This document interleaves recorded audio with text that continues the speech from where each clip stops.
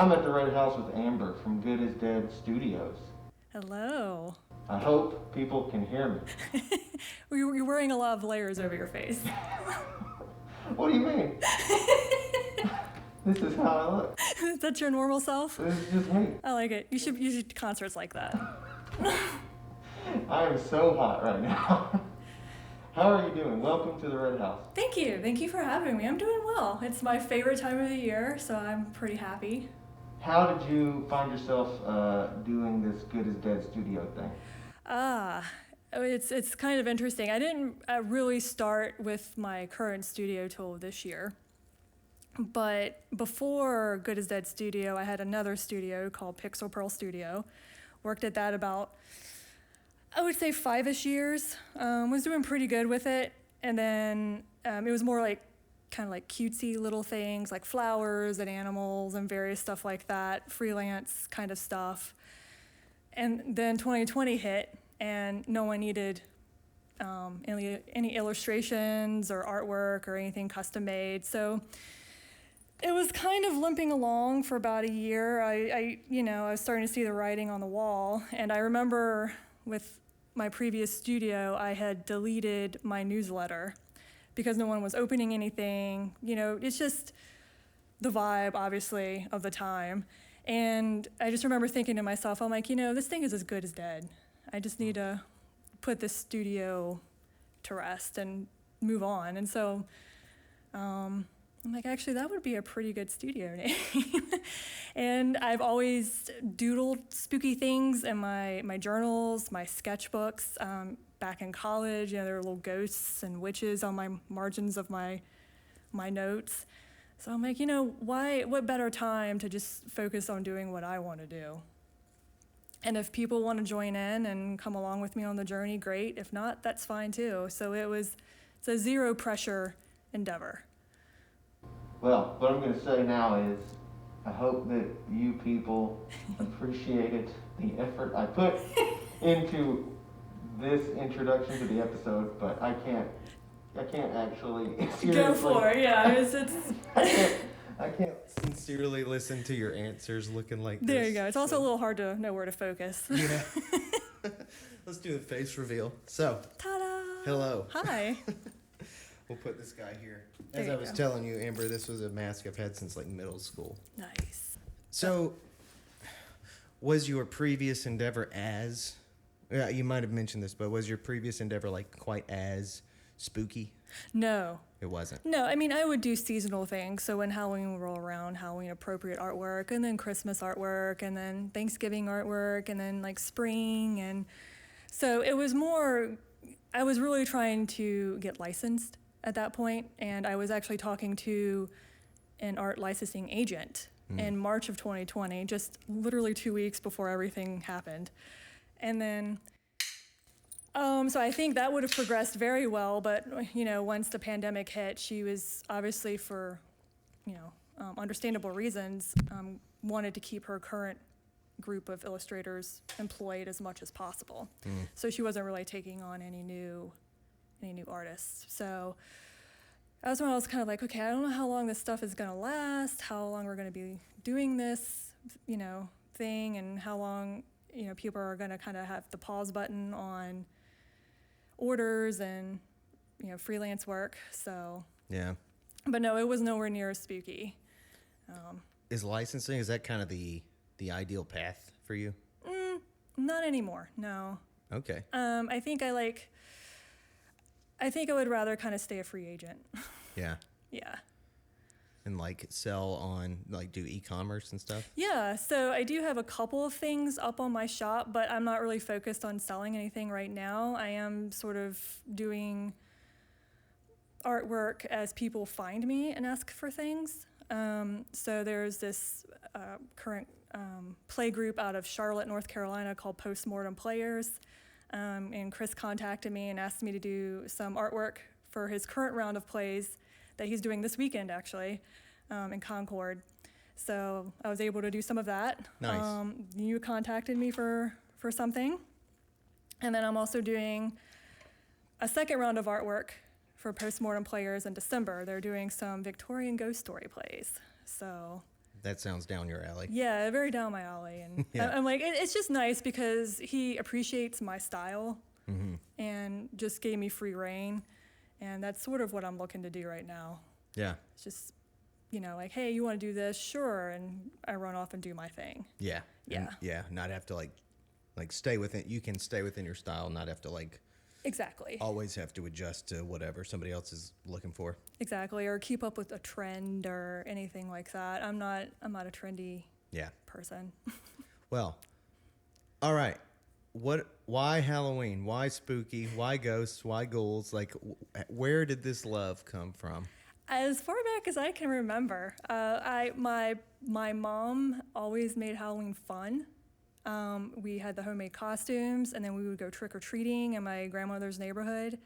And this neighborhood was fantastic. It was, these people would do up their yards. I distinctly remember one guy laying in a coffin, and he would kind of pop up to give you candy. They would create haunted walkthroughs. And I just remember, and then we'd come home and eat a little bit of candy and watch, like, It's a Great Pumpkin, Charlie Brown, and my all-time favorite, the Garfield Halloween special that would come on TV. And it's like, this is fun. And as a kid, of course, you love Christmas, so it was sort of the gateway to the other holidays.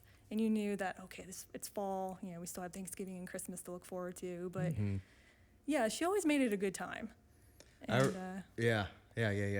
I remember as a kid, the first time I ever saw, I don't know where our parents took my sister and I, but we went to a place where somebody was on a porch dressed as like a ghoul of some sort. And as we approached the porch, they jumped. And that's like the scariest thing of my life up until I was like in my, into adulthood. Yeah. That was like the most traumatizing memory I had. It is, and I remember my parents taking us. It was a haunted forest.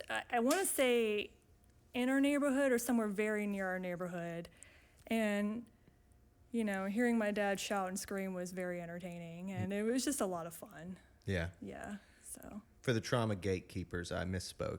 Surely I have other traumas, but but that was a good one. All right, we got to talk about all the Halloween favorites. Okay, So, let's do it. first, let's talk about our set. All right. What do we have here? I've got a couple of keepsakes from my life. Like I mentioned, I've got the mask from middle school. I have this weird book, A Pumpkin Full of Poems, that I found at a thrift store not too long ago. And they're just like kids' poems. I have this black cat that used to be a doorstop on my door for my door as a kid growing up. Nice. I got a couple of pumpkins, some that I grew and some that I bought. And then I brought I've got Mr. Edgar Allan Poe's complete works here and a That's- rubber skull. Yeah, very much appreciate the Poe Yeah. collection there. Well, so pretty much most of everything I brought is new, except the light up stand of jack-o'-lanterns here. I've had that, probably for more than, I'd say about 10, 15 years, if not more. So Really? it's followed me everywhere.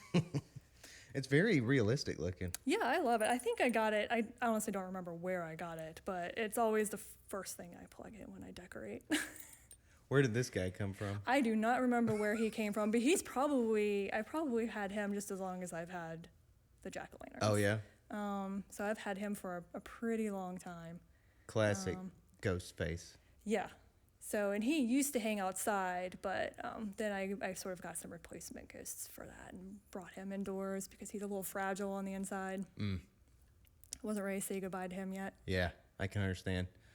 I got that skeleton at Goodwill for like $2. This one right here, Yeah. that one's awesome. He's also got some fragility. Like, I can't do a lot with him, but I usually just keep him by the door there. But yeah, he's pretty cool. He is pretty cool, pretty creepy too. Yeah. He kind of dances. Nice. So what is your costume today? Well, I was trying for a witch, but I could not find a witch hat to save my life anywhere yesterday. I went to about 5 different places, and then eventually I was like, I'm just going to wear this little pom-pom antenna thing.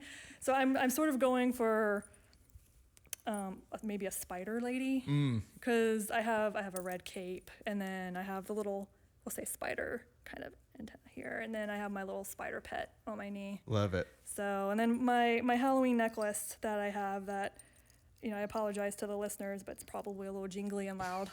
But my husband bought this for me, actually, as I think, was it a birthday gift or an anniversary gift or something like that? It's super cool. Yeah, so he gets me very well. So. Yeah. I think I am the pumpkin. I think I was when I had the mask on a jack-o'-lantern because I was like orange with a scary face. But That's true. since I can't sustain the jack-o'-lantern status, I think I'm now just the pumpkin. Very orange. Very jack-o'-lantern-esque. I'm very, very orange indeed. But you dressed up, which is awesome. Exactly. A lot of people don't even make an effort anymore. This orange bodysuit came from a Halloween where I was dressed as a naked mole rat. Really? Yeah. That's not a costume you see every day. Yeah, it was weird. I was dating someone who was going to school doing research on naked mole rats at the time. Oh. And I was like going to visit. There was like a costume party. So I had this with I think like a pig nose and two teeth, like two pieces of straw sticking out of them as like mole rat teeth. That sounds truly terrifying, actually. It's pretty ugly. Really, did you have to explain a lot what you were, or were people just sort of keeping their distance? We definitely, had to Yeah. explain it, because and especially among the scientists, the sense of humor is different, you know. Oh, really? Yeah, they're not like, they're Oh. they're kind of brainy. Is it more of sort of like an appreciative nod, like, oh, okay, yeah. That's what I experienced Got for it. sure. Yeah. What's been your favorite costume you've Okay, ever this had? is great. Let's go through all the costumes. Just my little pet. The earliest one, okay, what was that one? Okay, the earliest costume I remember being was a clown. And I won some kind of contest at it. Mm-hmm. Oh, that's my laundry. I won some kind of, that worked. Housework never wait. I won some kind of contest at church, dressed as a clown. Then I remember being a vampire at one point. I used to dress up as Power Rangers all the time. And then when I first started getting creative with costumes, I think one of the first ones I remember, which might answer your question, one of my favorite ones, I was an organ grinder. So like I built a cardboard box that was hollow, that was the organ, and I had like a stuffed monkey on my shoulder. And I could open the cardboard box, and that's how I took candy from people. That's pretty cool. It was cool. People really complimented that one. Yeah. Everything between then to this other one was kind of generic as far as I can remember. One other favorite that was creative was I was a vegan zombie. So I dressed up as like a hipster, but, a dead one. Right. And I had a T-shirt that said "Beans, not brains." That's awesome. Actually, I like that one. That one was a good one, if I do say so myself. That one was pretty creative. I like that one. Yeah. Yeah. How about you? Any iconic classics? I would have to say this goes back to like my early years, but my mom, we had a few homemade costumes. I think my favorite was a California raisin. I don't know if you remember those. Oh, yeah. Yeah, but we had like the black leggings and the black long sleeve shirt, and then she stuffed a garbage bag around us and like stapled it in various places to kind of look like a raisin. That's really And then we good. had the little white gloves. It was fantastic. And also you could move easily, which was nice. I've had a few restrictive costumes. Yeah. And again, some masks where you can only have a certain field of vision and you Yes. can hardly breathe. And so but it was wonderful. That's really That's my good. favorite. That's the one that sticks out the most. Did you like the one I had some of the little figures and they had like saxophones or skateboards or different things? Oh, yeah. Did you have like a prop? A prop? I don't remember. I just remember the garbage bag. Yeah, that's fantastic. Or she's just hold still, staple. So, and then of course like my pail for candy, but that's I might have had a bow tie.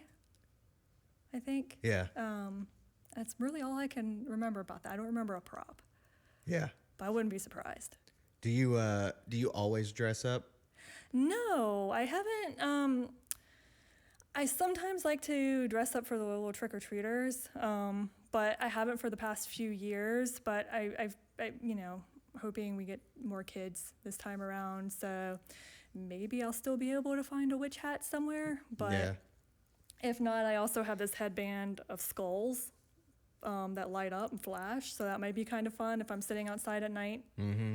But I haven't been to any parties in a while or anything like that. I do have a lot of Halloween-themed T-shirts, so that's mostly what I wear, and jewelry Gotcha. and shoes. So it's like normal apparel that you can wear out. Yeah. That I'll wear at Christmas. I don't care.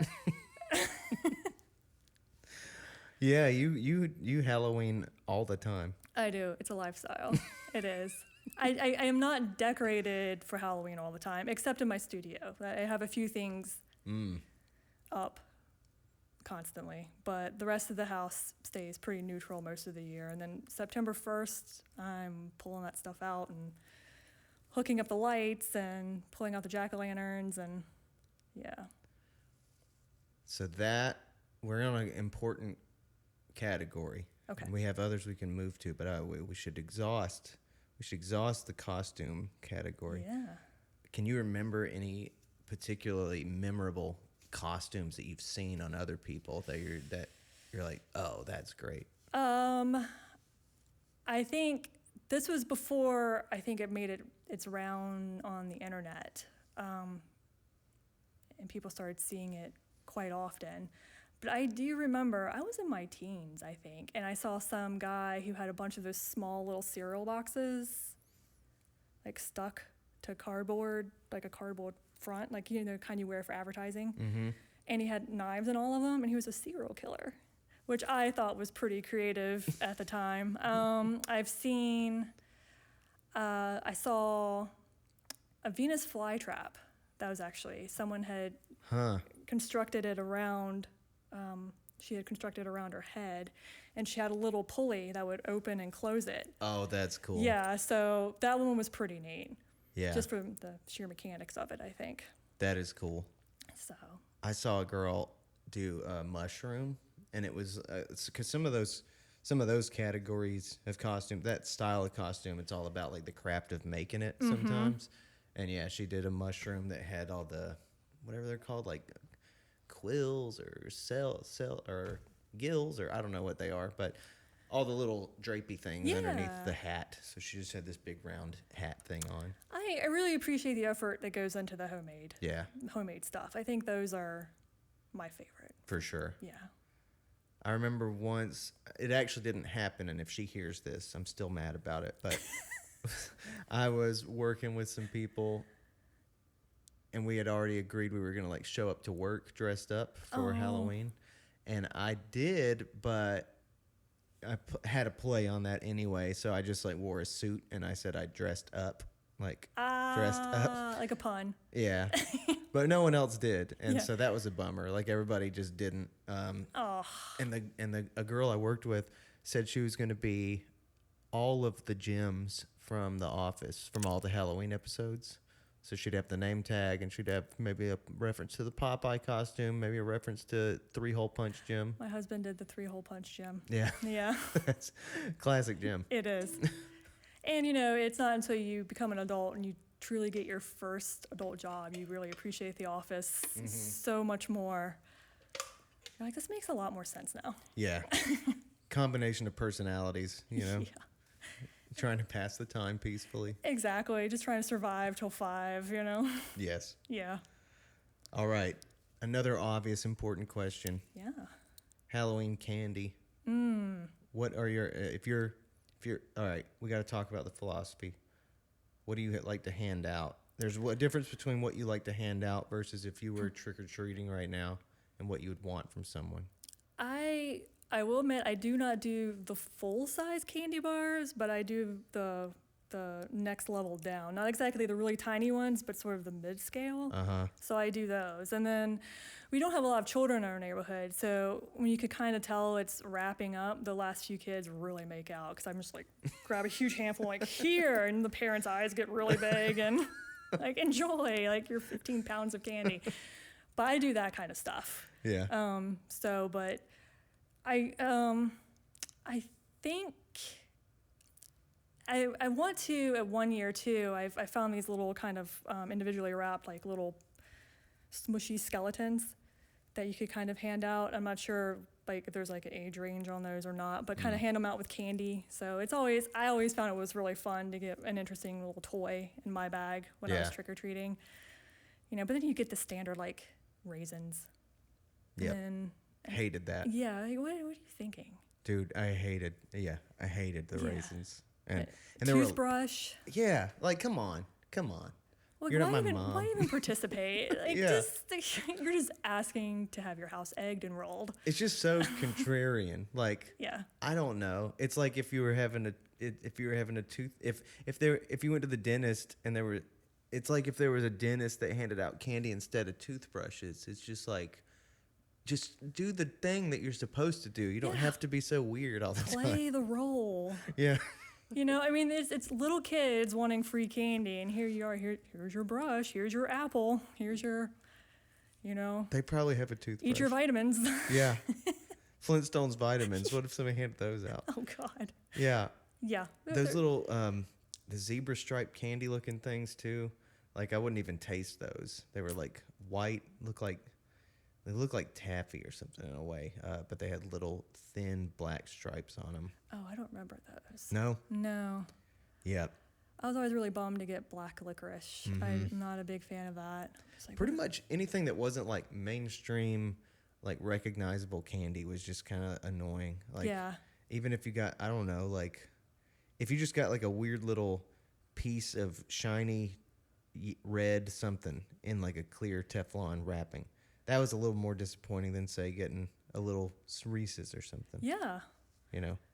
And then I remember getting a popcorn ball once. I'm like, ooh, but then you realize it's hard as a rock. Huh. So I'm like, how am I going to eat this? So you have to beat it into a million pieces. By that point, it's just scattered all over the floor, and we're just like, well, okay. Beat it. Yeah, you have to like slam it onto something hard, and so it just shatters, and then you're breaking a tooth on it. See, this is Yeah, no dexterity. you need something with like a handle. They should make this with like pads. Anyway, I dropped my LaCroix. All right. Yeah, he couldn't hold on to his cup. It's fine. Yes, but the candy is important. Like if I was going right now, I would basically exclusively want chocolate-related stuff. I think. Like I feel like that's what I was most excited about. Smarties were cool. Yes. Like Jolly Ranchers. Maybe some gum. I did like the eyeball gum balls. Yeah, I do remember that. Those I liked. I was pretty excited for Skittles. Oh, well, yeah. And How can I then, forget Skittles? They're like my favorite. Yeah, hot tamales. We get the little tiny boxes of those. Were pretty cool. I love Twizzlers. Okay, so you're into Yeah. that. You're into a category. You're into a branch of candy that I didn't appreciate as much as a kid. See, we could have swapped, Yeah, which is what we did a lot too. Like, I Right. hate this. Here, give me that. like playing cards. Yeah. Yeah. It's currency Did you in ever? school. I remember Red Vines as a kid, but like only as a kid, and now I only see Twizzlers anywhere around this area. Yeah. I haven't looked in a while, but Yeah. I Yeah. never did like Twizzlers or spicy candy as a kid. It was all just either free. I mean, like you're right. Skittles were pretty important. They were my favorite candy. Tootsie Rolls were my original favorite candy. Tootsie Rolls are great. Yeah, and especially the like lesser known ones, like the purple ones and the white ones and stuff. Where are those now? I don't know. That's what I need to find those. We do. This Halloween, tomorrow. Where's the gonna go retro find candy? Yeah. And where are the witch hats? Yeah. I'm still going to harp about that. I wonder if Mass General Store has any of those old Tootsie Rolls. Ooh, I bet they would. You would think if anyone does, I it would be bet they them. would. They have a pretty impressive selection of stuff you don't certainly normally do. see in there. And weird gummies. Oh my God, the gummies. They've got the gummy eggs. Have you seen those? I have not seen the gummy eggs. The gummy spiders used to terrify me. Gummy spiders. Yeah, candy that we could eat. Were they big? No, they were little, probably about the size, maybe of a quarter. But yeah, I'm actually making progress having a little fake spider sitting. in my Oh, hand. really? So you don't like, so spiders are your big fear. They are. Interesting. Now we're Yeah. into a new So I'm category. I am what scares you the most, so we can exploit it. Man, if this episode didn't have to turn around so quick, I think I would like edit the hell out of it and go by category throughout the episode, and I'd add all these sound effects. I don't know if I'll be able to actually do that unless I really stay up late tonight. Well, we could go back to the candy thing. Were you ever terrified of the Pop Rocks urban legend eating it with soda or anything? No, I don't We even know were- about that. Oh, there was this urban legend going around when we were kids that if you ate Pop Rocks and then took a swig of soda, your stomach would explode. Why? I don't know. Something maybe about all the fizziness going on. Honestly, I have wondered before what the hell happens to people if they eat a Tums and drink soda, because I don't know the answer to that. I don't know. Like, do they just? I don't know the answer to that. Well, if you have any friends that'll do anything, you should dare them. I don't know if I'd want to. I should just Google it. Somebody's bound to have tried this. I'm pretty sure there's Steve-O a, or somebody. There's a, yeah, okay, nothing happens. Yeah, Yeah. You might Well- burp. probably is all it is. So, fear. Yes. Why? So you are an arachnophobe. I'm not as terrified of them as I used to. I still don't like them. It's just something about them. I just don't know what it is. And I've gotten better. I will, if someone is around me, I'll say, can you please remove this creature and put it outside? And, you know, Instead of instead like, of just all of swatting and killing it, I do know they have a purpose. yeah, But, you know, when we moved here, we have a basement, so we would get the cellar spiders. yeah. And I've learned not to be too terrified of those. They're gnarly looking. And I remember first walking in going, what are these things? And they're everywhere. And so now we've got it more manageable. I hardly ever see any. You mean But like the ones that jump? No, those are, all bets are off on the jumping spiders. Like, I will, like, take you. Yeah.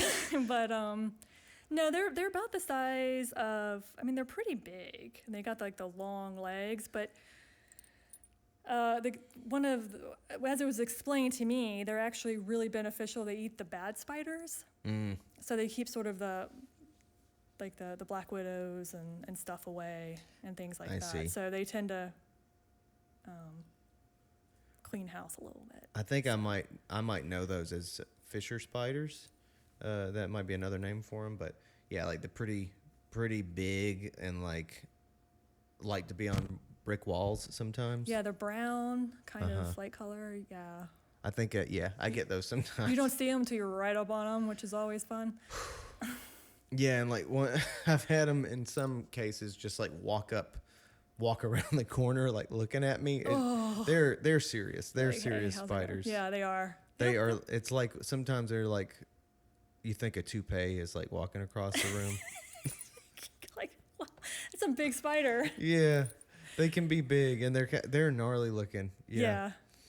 They always say, I guess you should be more terrified of the smaller ones, but I'm like, I don't know, man. I've seen some pretty big spiders that are just really scary looking. Also depends on area too. Like here, there are some smaller ones that could bother you, but really like black widow, brown recluse, and then like a couple of them, some of them cyclone or them. Yes, I think they're called cyclone web spiders. The ones that make those webs that are like that look like a cone. Oh, I haven't seen that. They are a little more elusive because they just like they build this cone like a oil funnel and they just hang out at the bottom of it, and then when something comes in, they just all of a sudden are there. And they aren't necessarily, they're not like venomous, but they've got like little spurs or something that they'll fuck with you with or something. Yeah. No, world will know. I am totally not trying to exploit your greatest fear. I think you are. A little bit. And then right next to the spider thing, I guess it's the typical fear. I'm not a really big fan of snakes. So I remember going through a few haunted houses as a kid, and they kind of have like the simulated webs and stuff and like the stimulated snake sounds, and those were always terrifying. More terrifying than the guy with the chainsaw Yeah. at the end. That is weird how that works. Yeah. There's a lot of good reason for it, though, apparently. And yeah, I have gotten a lot more comfortable with snakes, but there is this seriousness, there's a sensitivity, I think, that is almost I find impossible to totally overcome. And other people claim to be able to do it, but I really don't think. Like, there's this old story about Darwin, about him observing a snake who was in a containment or whatever, and he kept trying to figure out if he could override the part of his brain that, so I think it was a cobra, and I think he could like put his face up to the glass, and the cobra would try to scare him or whatever, and he couldn't override the part of his brain that pulled away from it or whatever, and it's not quite the same as a different object. Like your friends, I've thought about this. Like, your friends can pretend to punch you or something, and you can manage to not jump. But I think if a snake strikes toward you, you can't. I don't think you can override that. I think it's a part of your brain that's geared for survival. Yeah.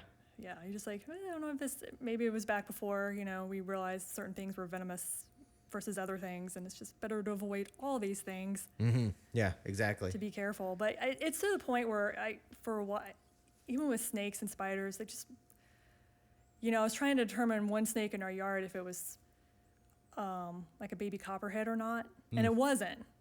But, you got to scroll through all the pictures to tell, and I'm just like, this is too much. I'm like, I'm not equipped for this. Yeah. So, like, other things, I can watch, horror movies. Blood and guts don't bother me. I actually remember I think it was our high school, and was it our anatomy class? We got to go see an actual cadaver. Oh. That had been dissected and all that stuff. And, I was all up on the table, and a lot of people are like, I can't handle this. And things like that, no, but just like spiders and snakes. Just not, not okay with things that kind of creep along. I can understand. My greatest fear is death. Oh. And like my own death. Yeah. And when you talk about that, like when I really have to, I think, confront human mortality on a different level or something, that fucks with my psyche or something. That makes me feel some things. Yeah, that's why a lot of people have a hard time with this time of year. I think. With like Halloween in With general? Halloween and horror movies and things like that, it does put death front and center. It does. I mean, I like the darkness, and I like the twistedness and the folklore and the tradition of it all. I love the imagery of it all, but and maybe there's something a little peaceful, maybe there's something a little cathartic about giving into that darkness in some kind of way or something. But yeah, it's like I've been watching Tales from the Crypt on repeat this month. Yeah. Just like marathons of it. And some of the episodes that really get you in your death thinking, like the episode, you remember the episode about the guy who he took all the 9 lives from the cat? I've seen so many. Yeah, there's a lot of episodes, but this guy got snatched off the street and was like, he got found on the street and was like, hey, I've got this experiment. Do you want to participate in it? He was like, what is it? And he was like, we're going to insert a cat's 9 lives into your brain or whatever. Oh. And he was like, sure. And he does it and all this. And so he goes through the episode just like dying in all these horrific ways. Oh. And something about that was like, ugh, like it really made you think about like your own death. Yeah, it just made you connect with it in a different way than the more distant idea of like, oh, a zombie or something. Yeah, like, oh, it's gonna happen one day. Yeah. So it's like, and then watching all these horrendous deaths happen, you're like, ooh, I don't know if I'm not that way. Mm-hmm. Yeah. I don't think I would like the idea of dying over and over and over again either. I think that would be kind of, I don't know. I don't think I would like that. It's so one and done. Yeah. Move on. Yeah. Understandable. So, out of Tales from the Crypt, Are You Afraid of the Dark, or Goosebumps, what are you picking? Ooh, I think I watch Are You Afraid of the Dark more. Yeah. Definitely. Yeah, I would have to go with that one. But depends also because Goosebumps, the books are really good. Mm. So it's like, I don't know. So- It's like asking parents to pick their favorite child. That's fair. So, but I do remember watching Are You Afraid of the Dark the most, and just getting really excited when the little match would come up on the screen. Yeah. and get That blown weird, that noise. Ooh. up. Yeah. Yeah. That one means the most to me for sure. Are You Afraid of the Dark? Because it was what I watched as a kid. Mm-hmm. I didn't care about Goosebumps as much. Tales from the Crypt, I didn't really care about until actually till this year. I didn't really. I had seen some episodes, but didn't really know what the show was all about. And then realizing it was on HBO, and it was more like it was pretty much adult. Are You Afraid of the Dark? Right. You know. And there's some really really good stuff in it. There are some really good ones. But my attachment to it obviously just doesn't run as deep as Are You Afraid of the Dark? Yeah, I think I appreciate the ones I used to watch as a kid a lot more. And I'm a child of the 80s, and then so I'm sure other people who grew up in the 80s can relate. Some of the things they would make for children back then were truly terrifying. Yeah. They had no problem just scaring you, Yeah. flat out at all. And so I would rewatch stuff. I'm like, they would show this to us on TV? No kidding. And just put commercials in the middle of it and be like, have fun, kids. Good luck sleeping tonight. Yeah, it's a different thing. Do you remember your most terrifying Are You Afraid of the Dark or show? Or I don't remember that. I do remember, this is going to sound really probably weird, but I do remember watching The Secret of Nim. Do you remember that? I do. That scared the crap out of me. Really? As a kid. I don't know what it was, but they would show it to us in school. And I'm like, what is this thing? That one I remember as being like the only animated movie that I know of at the time that had a cuss word in it. Oh. Yeah. Because the mouse said damn at one point in the middle of the movie. And I was like, what? Like, what? How did they, what? I just couldn't wrap my head around that as a kid. I remember that one making the biggest impression. And then I don't know, I saw Return to Oz. I don't know if you've seen that. Mm-mm. It's kind of supposed to be like you have The Wizard of Oz and you have Return to Oz, I think came out in the 80s. I'm not sure. But it's got the Pumpkinhead guy and like these weird creatures with like wheels for front hands. And then this one crazy witch lady who would switch heads. She had like a room full of heads that she would switch in and out. No. Yeah, that's a kid's movie. Huh. That movie is insane. I remember those two movies, The Return to Oz and The Secret of Nim, where I'm just like, that's like this, I don't know. Wow. Yeah. And I watch them as adults now. I'm like, yeah, I could see where I was a little worried about this as a child. Yeah. I remember an episode of Are You Afraid of the Dark that really freaked me out. And it was I don't know what it would have been called, but I just remember this. Do I even have it right? The memories are all a bit twisted. All I remember is there was a kid that got lost in the woods. And at one point they maybe look out the main characters look out a window or look out something. They look somewhere and they see this blue ghost boy who's saying, "I'm cold," over and over. And that memory just really burned itself into my head.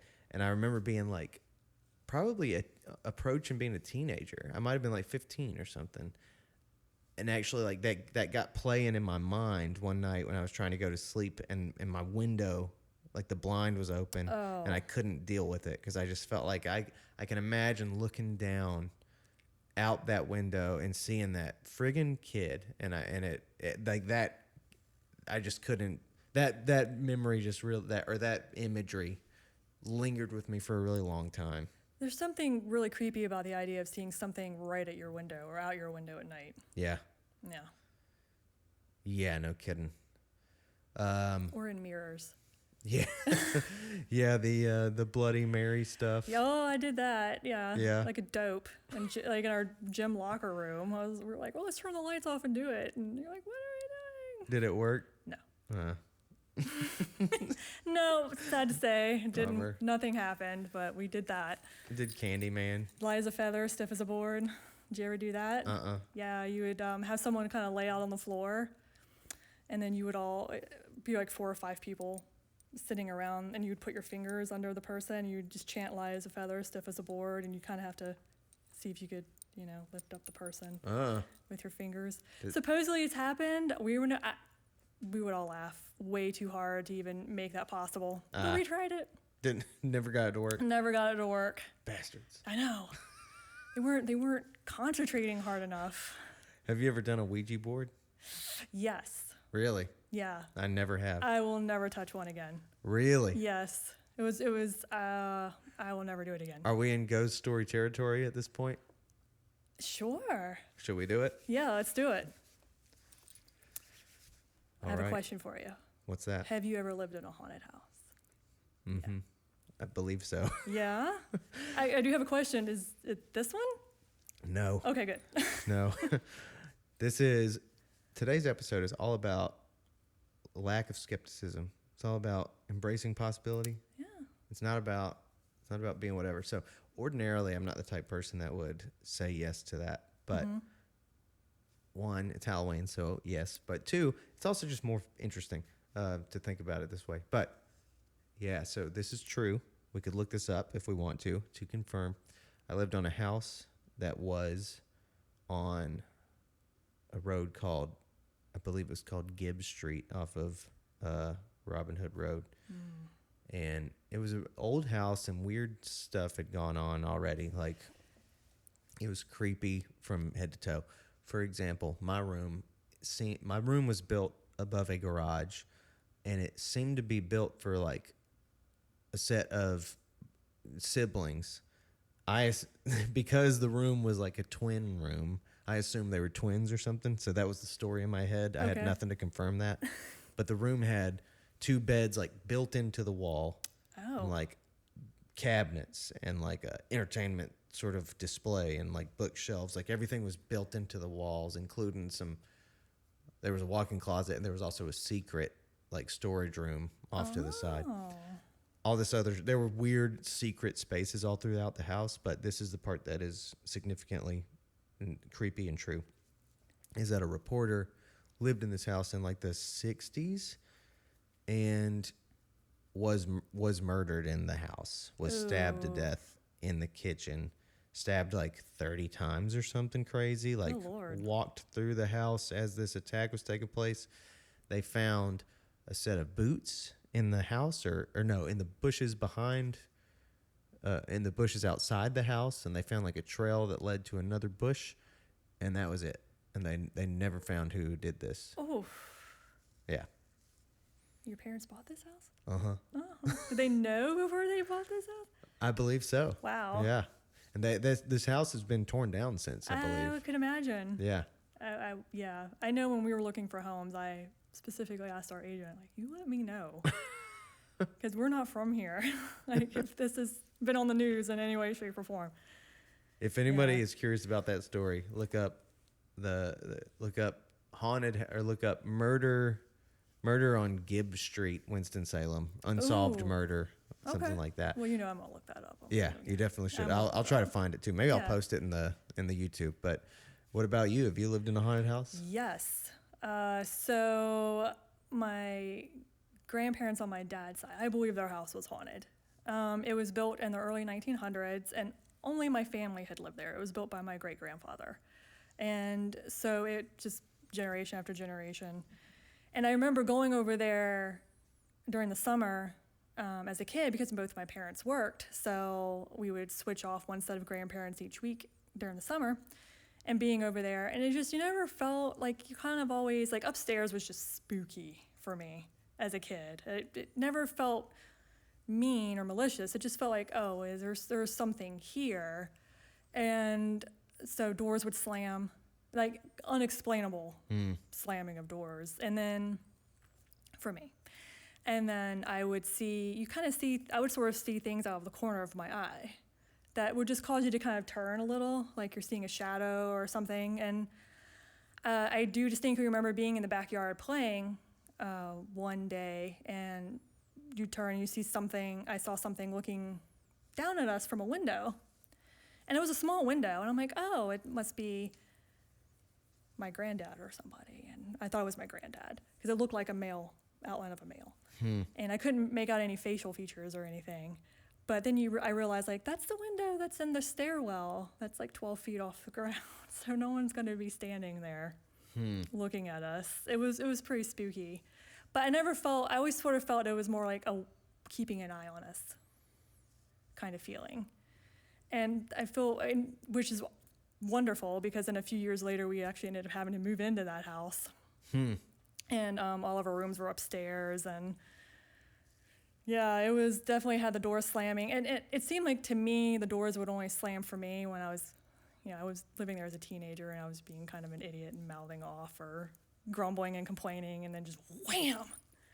So that would shut me up pretty quick. So Should have messed with that Ouija board. yeah, don't touch those things. Yeah. So my sister claims that in that house, so it was a very strange. It wasn't built to have my room on it. So like, if you went up the stairs to the, God, it was a creepy house. To the left was my little sister's room. Okay. Square room, and then like through her room above the porch or something. They just used, and maybe it was smarter, they used like every space that was possible to use. The house probably wasn't as insulated as it could have been, but they used every space. So you walked into my sister's room and then like through another door, and there was like an additional room off the side of her room. She also had a walk-in closet, and both of my sisters within their walk-in closet had a wall that you could kind of rip off and move, and then you could be like in the roof, sort of this weird roof portion of the house where there was like extra storage space. That's actually where I found that Robin Hood Road street sign right there, was hidden in one of those spaces. Wow. So my sister had a room, when you went up the stairs to the right, that's where my older sister's room was. Her closet did the same thing, move it, and there was like weird statues and shit behind that wall. You went through her room to another door to get to my room. So I had to go through my sister's room to get to my room. My room also had a secret room in it, but There's a lot of secret rooms. it is weird secret storage places too, just weird house. But my older sister did claim that when I wasn't there, she would like hear things moving around in my room. Oh. And like she said, she tells this story one time of like hearing something that she thought was a gym bag like dragging across the floor, and she was like calling out to me to see what I was doing, but I wasn't in there. Oh, that's always fun. So it's really nice that happened in my room. Yeah, we didn't hear anything else in anyone else's room but yours. Yeah. I have my ghost story I can share with you. Okay. Get ready. All right. So when I first moved into this house, it was so the first night that I stayed at that house on Gibbs Street with my stepdad and my mom. My sisters weren't there. They hadn't moved in from like my grandmother's yet or whatever.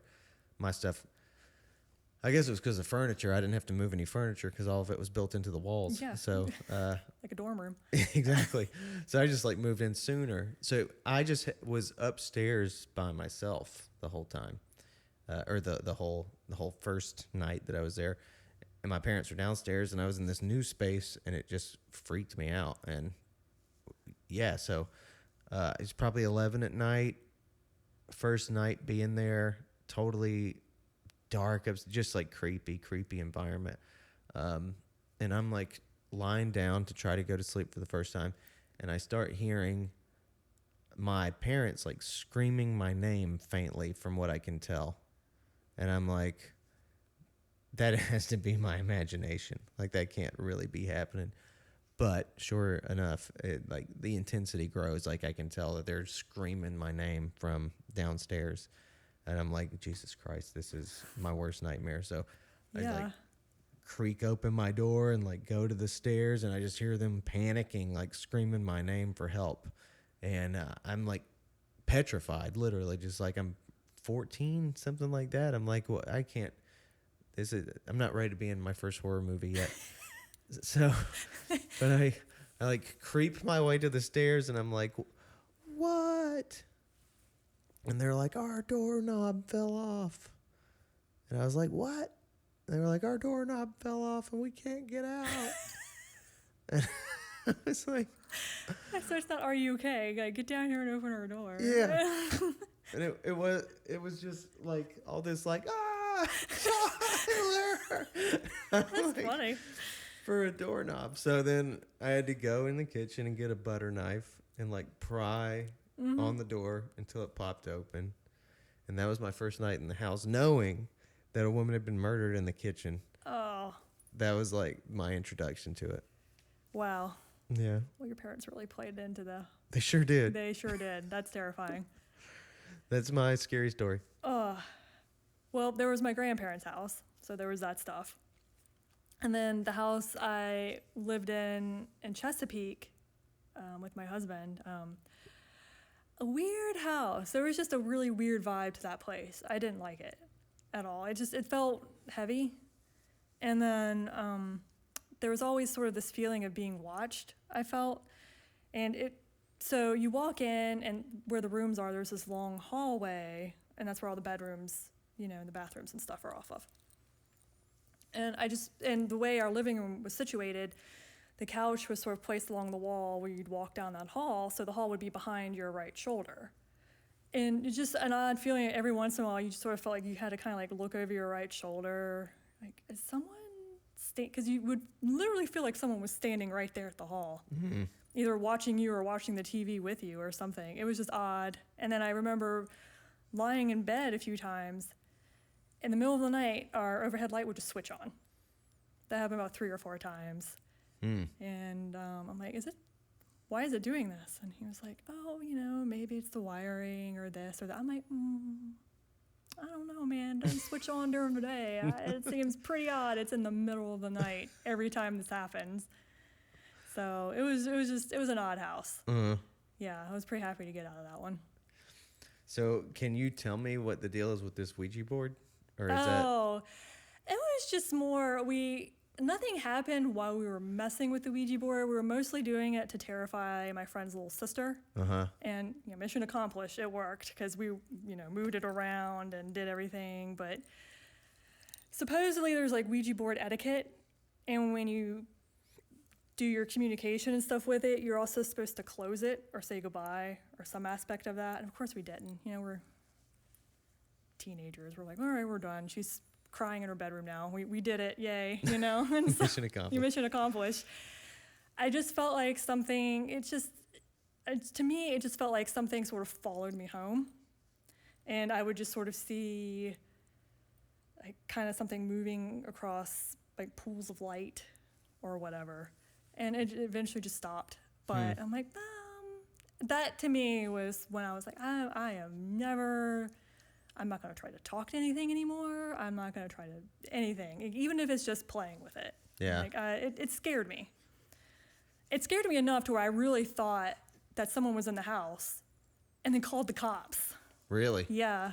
Damn. Yeah, it really, to me, it looked very much like something was walking back and forth across, because the way it was with our stairs, you look down and you open your front door, the light shines onto the wall where you walk up the stairs. And I was home by myself. And it looked like the front door was open, and then something was walking across the front door. And then I realized, like that door's not open. I locked and put the chain on it. So it was just odd. Yeah. Yeah, I'm like, nope, done. I really thought someone had broken into the house, thus the call to the cops, and they probably thought I was nuts. Yeah. Yeah. Well, I mean, the movies about exorcisms and stuff have always taught us that if you like open a door to the spirit realm, better close it. Yeah. And better know what you're doing, I think. When I try to entertain ideas of afterlife and stuff, that seems so intuitively sensible to me. The idea that there's a door that that could be opened or whatever, that there's like the idea that souls can exist separate from a body and that they can exist on two different planes or whatever. It just seems like something it seems like it would make sense. Seems like you could, it seems like on a patterned way, like life could work that way. I don't know. Yeah, I mean, who really knows? There's really been no one to come back and report. On, Yeah. like, well, this is what happened. So you have people who claim to have near-death experiences, but Right. how much of that is explained by your brain firing things off versus an action. So I don't know. Yeah. I'm not gonna claim to know for sure. I personally believe there are ghosts, but I'm not sure.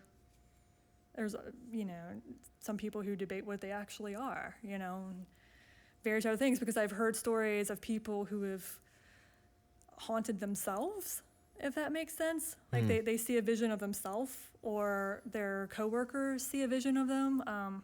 Whoa. Yeah, I knew someone who he was like, yeah, apparently I walked in 10 minutes earlier, put my bag down, turned on my computer, and then walked into the bathroom. And then he came in a few minutes after that, and they're like, oh, why'd you take your bag with you to the bathroom? He's like, I just got here. So That's weird. that's one experience. I'm like, well, I don't want that one. Yeah. I love that Yeah. idea though, for Yeah. some reason. So it's like, well, is that a ghost? Is like what do we know much about, like, how time works or various other things like that? Is it possible you just do so many things repetitiously that, it's just odd Yeah. thinking about it.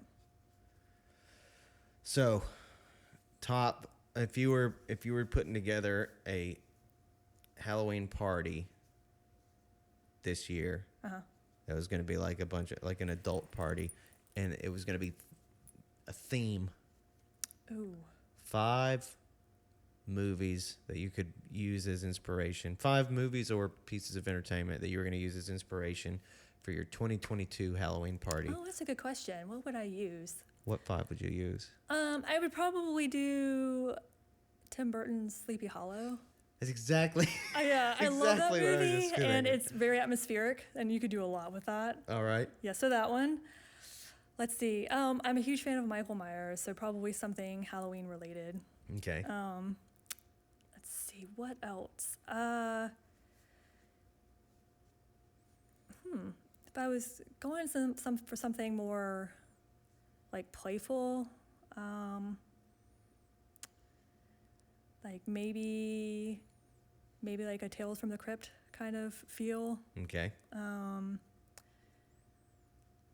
There's also, so that's 3. What would my last 2 be?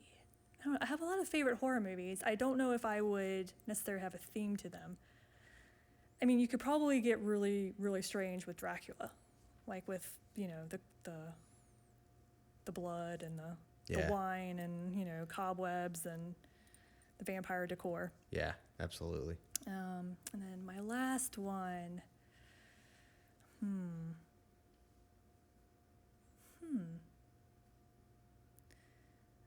I could see where a werewolf movie would be really fun as well.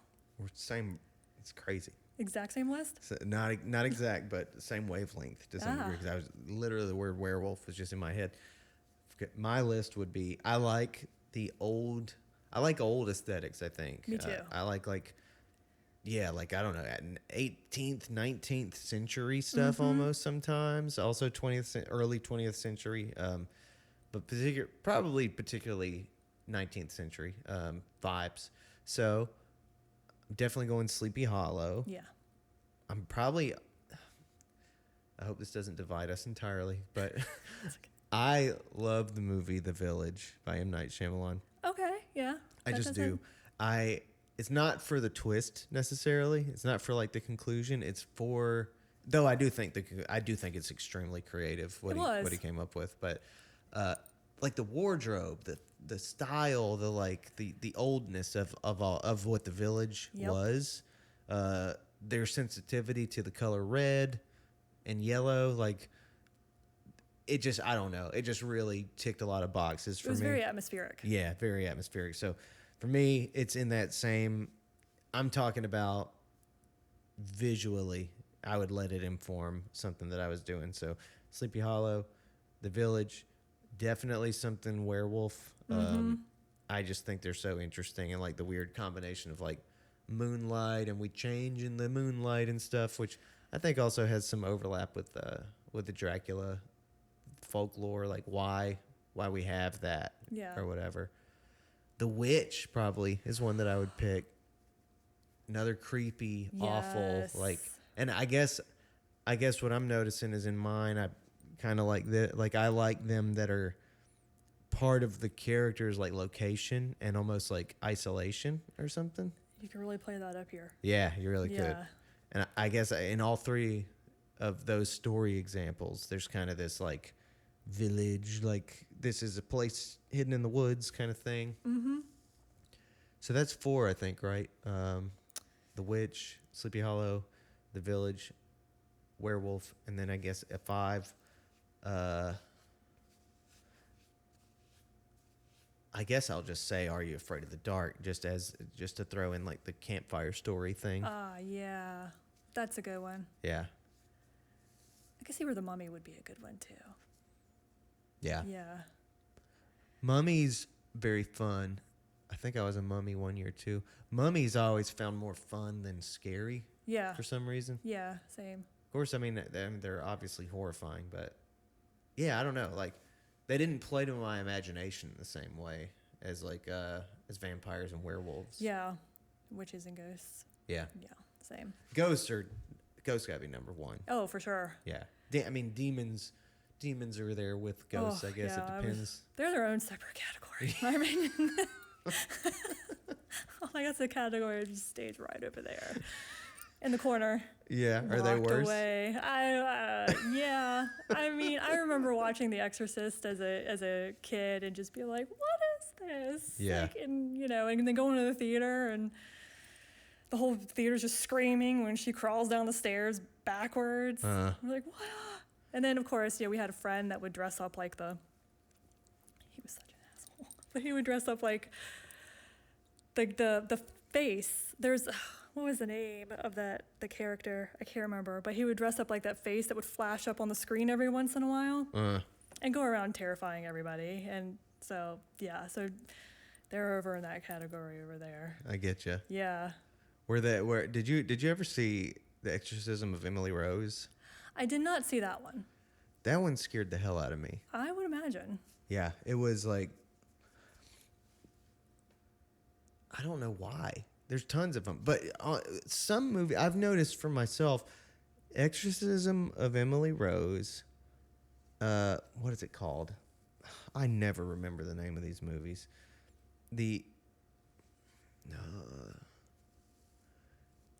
There's a director who made like 2 series of movies that have some connections to each other, that are all like haunted house and lights and wardrobe, and they're just like ghostly.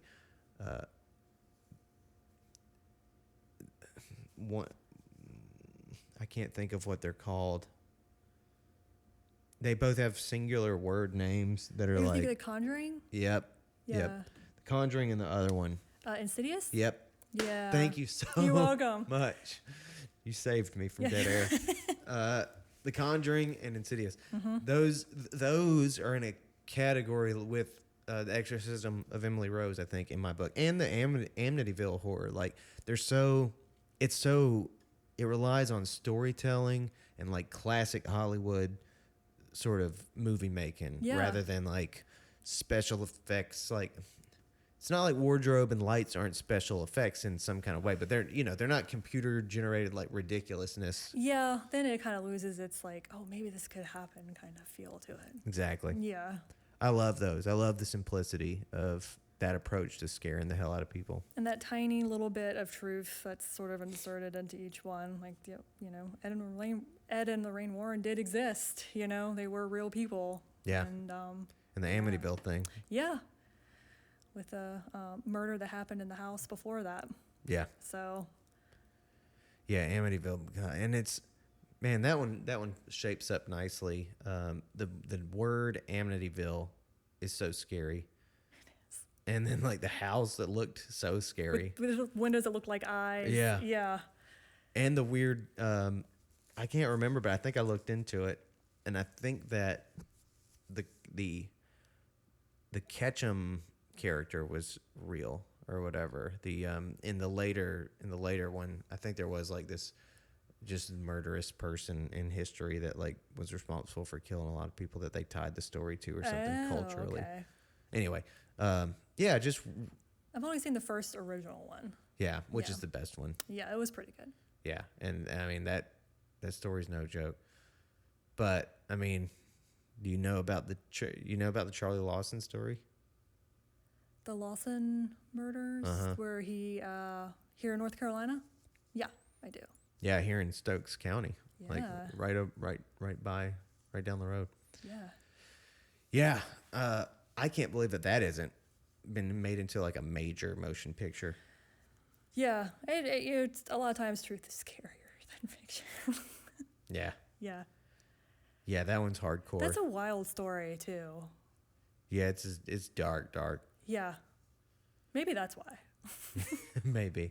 But they haven't been afraid to touch on really, really dark things either. So Yeah, Hollywood's dark as shit. I don't know if it's perhaps time period wise, and I think a lot of the horror movies you see do sort of reflect the time period. So I don't know if maybe we're more interested in horror that comes at us as opposed to our own inner demons kind of thing at the time. I don't know. Could be Yeah, interesting, I don't. but it would either. make a good spooky movie. I'm pretty sure, like, it's been, that might have happened in like 1929 or something, is what I'm thinking. Is that right? It might have been the 30s, but for some reason 29 stands out in my mind. But I can't open my phone. I have no fingers. Yeah. But Would you I like me would- to look it up? It's way over there. that's fine. Okay. But I would imagine that story must be like in the public domain or whatever, like the rights to that story. I don't know. Yeah. Then again, I don't quite know how that works exactly. I mean, I know that like the Jeffrey Dahmer thing, that was a thing. He had to, Jeffrey Dahmer's dad or whatever had to sell the rights to that story to be told. That's true. So if there are any relatives of this family, do you have to go through them to get to don't- it? Yeah, I don't know the answer to that. But that's So Well, eventually someone will. I'm sure they will. As soon as they're done remaking everything that's already been made, they'll do something original. Speaking of which, you saw the last Halloween, right? What's it called? Halloween Ends? Yeah, I hated it. Really? I hated that movie.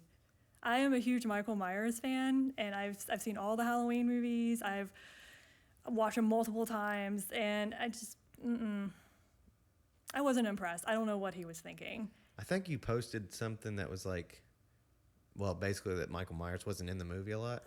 Yeah, so if you haven't seen the movie and you don't want to listen to this, a couple spoilers, but Michael Myers was living in the sewer like the clown from It. And I'm like, what is this movie? Why is he down here? He's been down here for 4 years. And he did, just chilling, occasionally dragging people in there and killing them. And then it just, I don't know, it kind of turned into this weird fever dream movie where I'm like, I'm not getting a horror vibe. I'm not getting a Halloween vibe from this. And I think they did Michael dirty in that movie. That was not a good send-off. So you, I'm guessing, are familiar with the entire catalog thing. Yeah, I've seen all of them, and there are people out there who are like way into the nitty-gritty trivia. But well, I think I haven't seen this one, but I watched a great breakdown. It was a series last year of all the Michael Myers history stuff, although like the weird sequel and like the part 3, I guess, that was like, oh, the one-off. yeah, that was hard. That wasn't about Michael Myers or whatever. And then like there's people who think that the Rob Zombie is part of the Halloween story. Some people don't. Some people think that the third maker of the movies or whatever is not part of the story. So some people think that it basically goes the first 2 and then it cuts to, I can't remember the guy's name, but What, 2018? yeah, maybe 2018. I think it's the first movie, then to 2018. I think. David Gordon Green, I think is his name that did it. Yeah. Who I just, no, is dead to me. Did he do this recent one too? He did. Huh. So he ended it this way. I don't know what he was thinking. I don't know. It was awful. And I did not like Halloween Kills either. But I'm like, Halloween Ends, to me, was worse than Halloween Kills. They should have just left it at 2018. I feel like it was a perfect send-off. It was a perfect ending, you know. She was kind of reunited with her family. You know, they sort of defeated them, but did they really, you know? And it just felt it was a good way to say, you know, till next time. Yeah, I think other people But- felt that way too. Yeah, but then they just had to drag it out for, you know, I don't know. Yeah. Very disappointed. And it's just, you could see in Halloween Ends where they're setting it up for future movies with the new guy, Kobe, whatever his name is, I think. But I'm like, I'm not here to see this dude's origin story. So, but you kind of felt like you were watching a little bit. Interesting. Yeah, and I don't feel they were very consistent with Laurie Strode's character. Like, she was a complete hot mess in 2018 when Michael was behind bars. Gets out in Halloween Kills. He's God knows where. They don't know where he is. And she's baking pies and at one with the universe and completely, like, what do you mean? Like, you're okay with not knowing where he is, but you're a wreck when he's locked up? So it makes no sense to me. Yeah. So I'm like, what is that? The whole theater, too. You could hear people going, what are we watching? What is this? Damn. And sometimes it's fun to be in a theater and people are commenting back at the movie, but Well, Halloween Not that is, way. it's like the Star Wars of Halloween, you know? It's like Yeah. the Star Wars of horror or something. Yeah. It's just like, it's the most iconic one, I feel like. I think so. You have people who really prefer Freddy, the Nightmare on Elm, which I look, I like the first one. I'm slowly making my way through all of them. I think I'm partway through.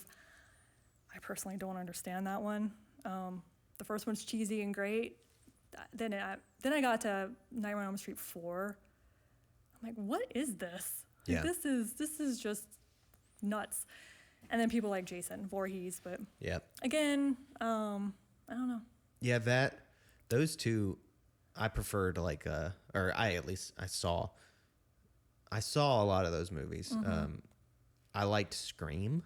Oh, I think I liked, similar with Michael Myers, I think I like something like the line of like, yes, it's a monster, but also a human. Scream, it's like Scream is fun because they celebrate so much like horror slasher film within the stories, that's true. but you're like in this, you're walking this line of like acknowledging that these things are Halloween, they're figments of your imagination, they're superstition, but they're also real and they're also killing you and all these things.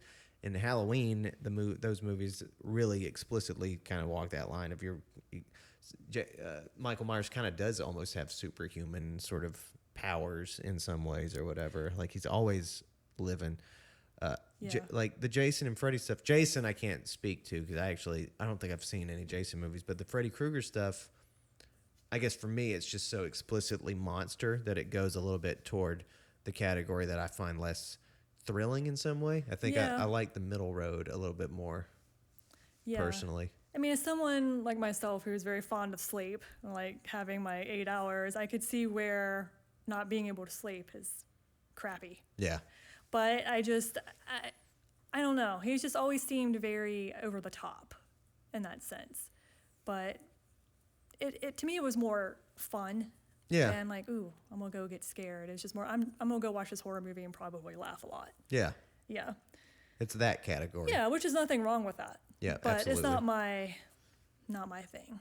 Yeah, my favorite version of have you seen Tucker and Dale versus Evil? Yes. That's like my favorite take on, I don't know, the explicit this is comedy. Like this is Yeah. the sensation of horror, but it's comedy or whatever. And no, I don't mean to say it quite like that, like I'm joining a camp, because I got nothing against the Freddy Krueger stuff either. Like Right. that stuff is fun, but yeah, it's just it serves a entirely different purpose, I guess, than Halloween.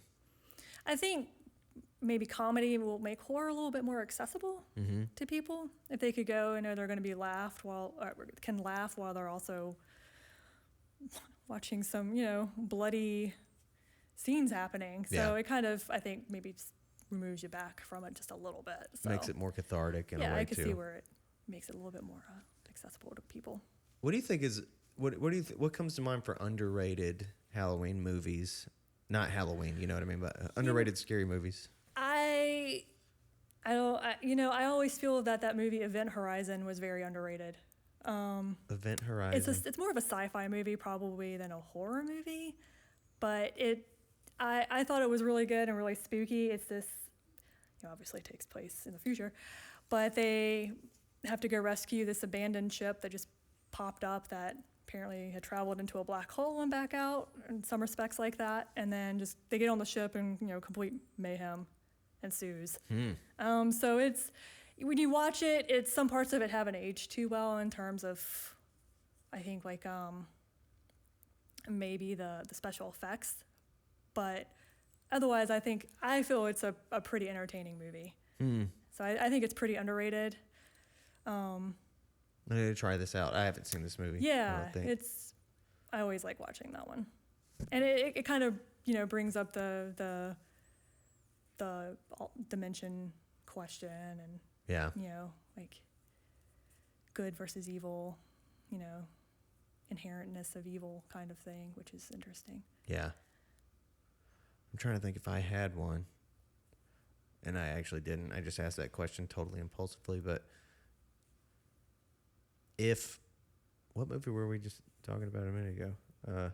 If The Witch, I think The Witch might be a little underrated. I don't know a ton of people have seen that. The recent one where they're like the New England village where they leave and go set out yeah. I think that's a really good one. Yeah, it's creepy. And to me, those are my favorite kind of movies, simply because you don't really know, are they really seeing something? Are they all slowly going insane? I heard a theory, like it's showing you people who are starving to death. Yeah. And like, is this what happens when, people run out of resources?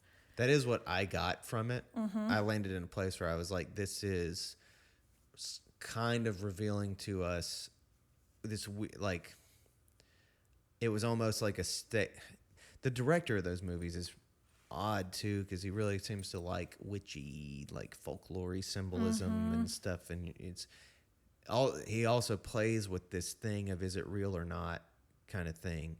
And in Hereditary, Oh yeah, that movie. he was just like, it's real. Oh, But Lord. with The Witch, it did seem to me more like he was revealing to you throughout that it was only so real. Yeah. Particularly, I think of the scene with the crow. Do you remember the scene with the crow? Yes. It was like, it would seem too weird to show her sitting there experiencing that juxtaposed with her perception of it. And it seemed like he was telling us something then. It seemed like he was telling us, like, this is, the crow is telling us, like, this is what's really happening Yeah. or something. Yeah.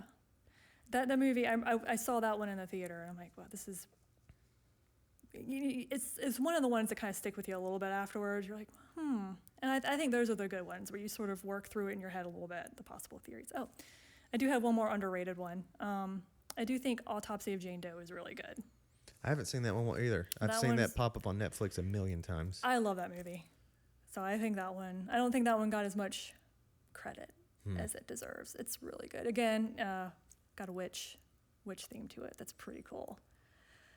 But I think that's why also, I don't know if you've seen The Haunting of Hill House on Netflix. I've never watched it. Really good, I think. But, and it wasn't through the second time watching it. I'm like, they seem to be highlighting this black mold stuff growing in various places in the house. So it's like, are you seeing ghosts or are you prolonged mold exposure? Right. I kind of like that idea of, what's really happening here. Yeah. And it's kind of like with your own experiences. For me, whenever the stories I've just told, it's like it could be a perfectly plausible explanation for all of it. Yeah. But I think when your brain kicks into fear mode, Absolutely. You know, it's just like, no, physics no longer exists or whatever. Yeah, your So, mind can fill those gaps Yeah. sometimes. Hereditary was one of the scariest movie experiences. That is a one and done for me. Really? Yep. I've seen a lot of movies, seen a lot of scary movies in theaters. This one was one I saw it at Aperture. I saw it in Studio 3, which is it's a smaller of the 4 rooms there. It's not the smallest one. People are it has like theater seating. People are kind of like in that space together. I remember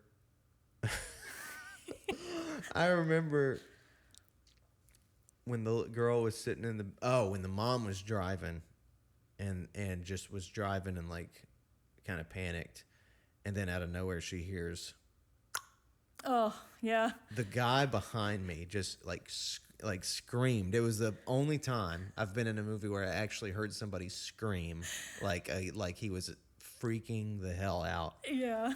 And I was like, when that light post scene, like that was a mind fuck of an experience. Yeah.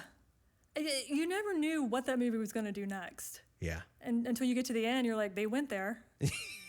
I'm like, they just went, kind of balls to the wall crazy with Yeah. it. I respect that. I'm never going to watch this movie again. And my friend Shannon, she saw it in the theater, and her thing was when she saw it in the theater, the part, I can't remember if it's the part where she's sawing off her own head. Oh my God. Or if her headless body floats up into the treehouse. But she said the lady in front of her was like, oh, dear Jesus, this just isn't right. I'm like, this movie. And my husband's like, I'm not watching that anymore either. I'm like, Yeah. I don't know what that was, but It was so hardcore. Did you see Midsummer? I did. Did you like that one? I did. A little long, but It was a good. little long, yeah. Yeah, I saw that one in the theater too.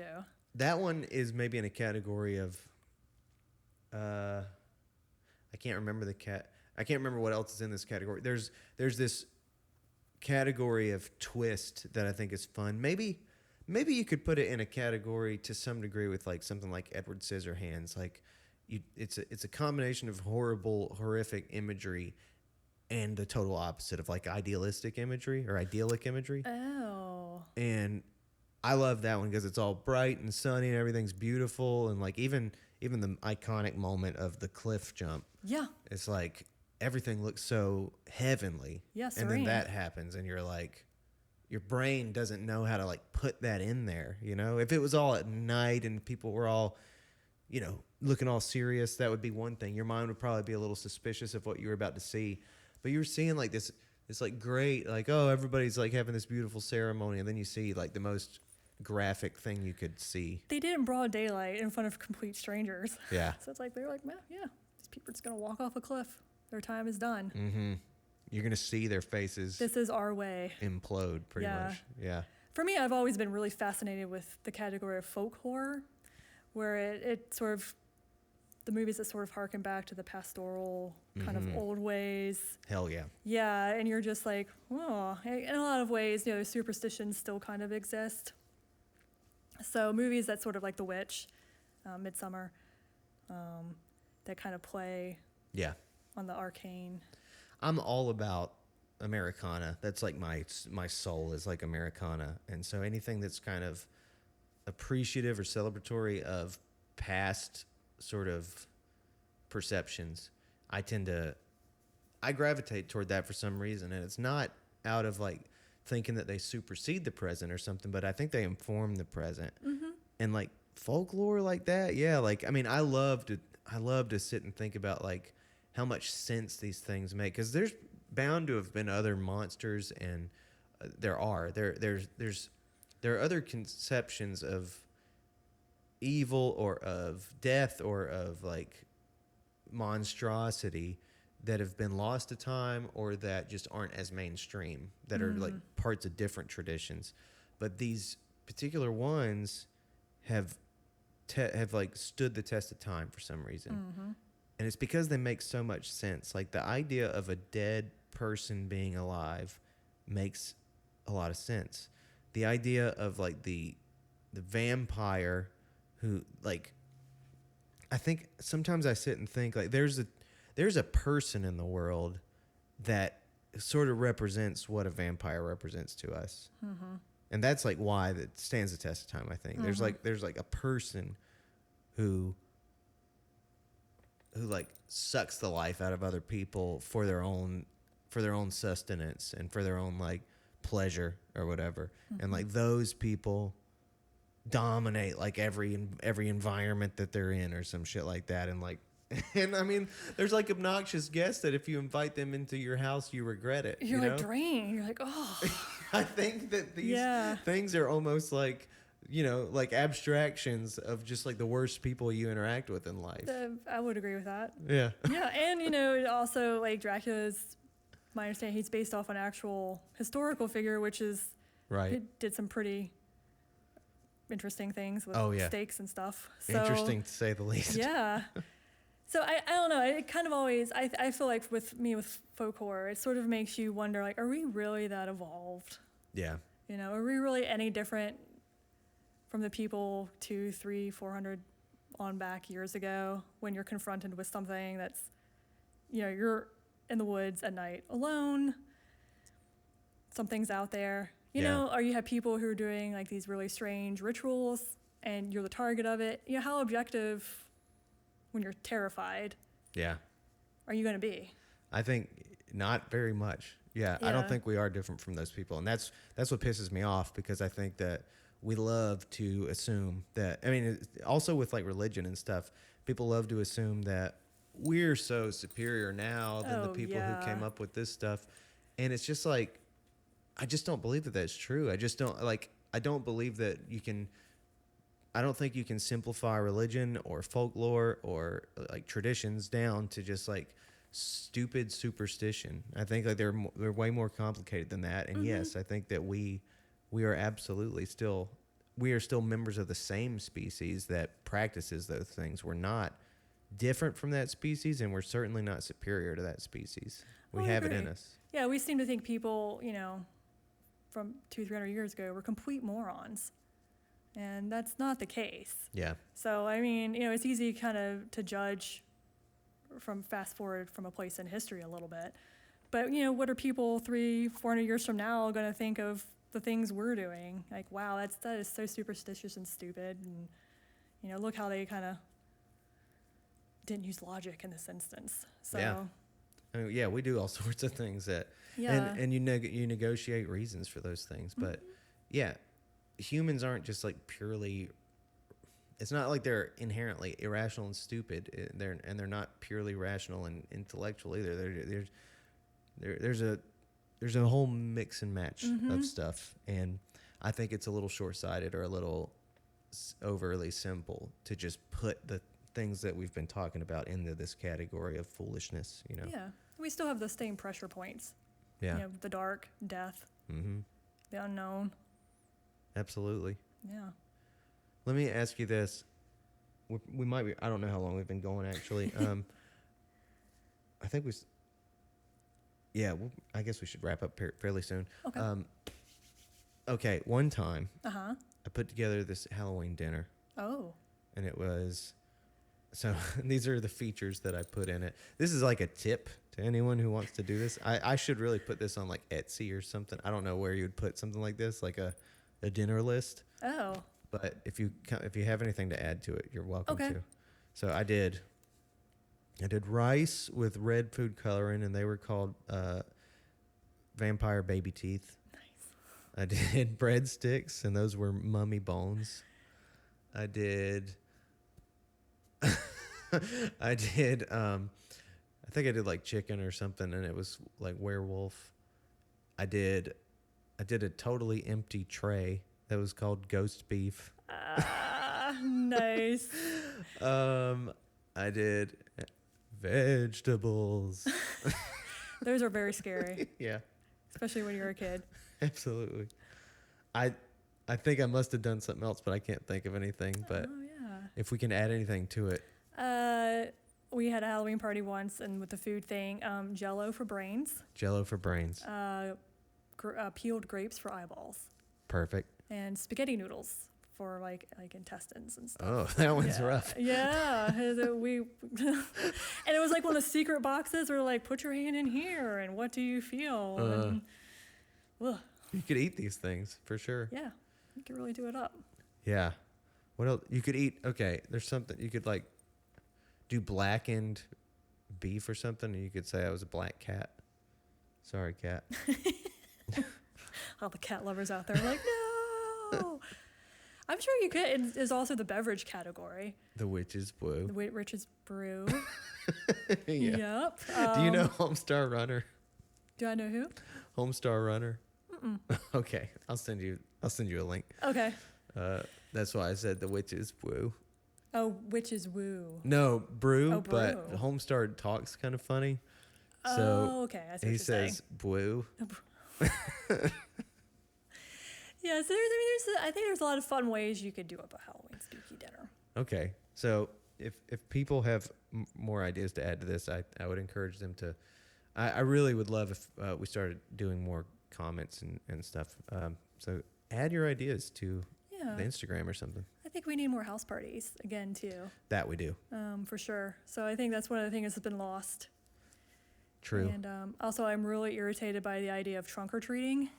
Oh yeah. I think if you don't have neighbors, you live pretty far out or what have you, or you're on a main road, I see where it kind of makes sense, but I don't know. Go talk to your neighbors. Yeah, I what annoys me about that is it seems this is not to venture off of what I was just saying, because Okay. truly I am trying to I'm trying to put out a more positive message toward all communities, Yes. including those that I came from, which I for a long, okay, so you don't know me very well at all, but I came from a religious community that I didn't really feel very fondly of for quite a long time, and I'm trying to like not really make my criticism of them like a big part of who I am. I don't know. It's just not. I think there's been enough criticism of religious communities, and at least the shallow version of those criticisms. I think there are criticisms that are valid, but I would agree with that. the shallowest versions of those criticisms I'm trying to be done with. But I do notice that the trunk or treating thing is often like this weird like Christian interpretation of Halloween, where we're like, we're not going to do it how everybody else does it, and we're not going to just let our kids go around in our neighborhood. We want them to only interact with the people within church. That's the only people we trust. And I feel like that there's like a distrusting thing about it that's I not very neighborly or Yeah, something. I think that's kind of something we've kind of lost is we tell our kids for obvious reasons not to trust strangers and don't talk to strangers and various things like that. But I think one of the great things for me as a kid with Halloween is like, it's stranger opening their door up to stranger. There's a nice little trust issue or a trust element to it, where you have people you don't know who are opening their door to you and giving you a piece of candy and wishing you a happy Halloween, and we're all having a good time together. And I know people who will do like the trunk or treating a day or two before, and then they'll do the trick or treating in the evening. I think for me, I don't like the idea of it replacing trick or treating in Yeah. the sense of it's an old custom that I think would be kind of cool to hold on to. But I think we're, to some degree, unnecessarily terrified of people we don't know. And I think not doing that, I think having trick-or-treating, it forces you to interact with people, like maybe your neighbor you don't even like, or someone who just moved in that you don't know. Yeah. Or, various people you normally wouldn't talk to. It does get you kind of around the neighborhood, seen, talking to people, Yep. which I think is important. Yeah, and I think that's the one thing that I feel like is the plus side of neighborhood life compared to where I'm at or whatever, because I don't get a single trick-or-treater. Can't imagine why. I know. I was joking this year I might just go down to my neighbor's house dressed like this and ask them if they'll give me things. Like, Sure they would love that. give me stuff. I won't even say trick-or-treat. I'll I just want say candy. give me stuff. Yeah. But yeah, we don't really get to do any of that. And I drive through Ardmore in Winston, and it's just like, man, everybody's decorated their house all crazy. Even in downtown Rule Hall, like our version of Ardmore. Yeah, I've heard that's pretty.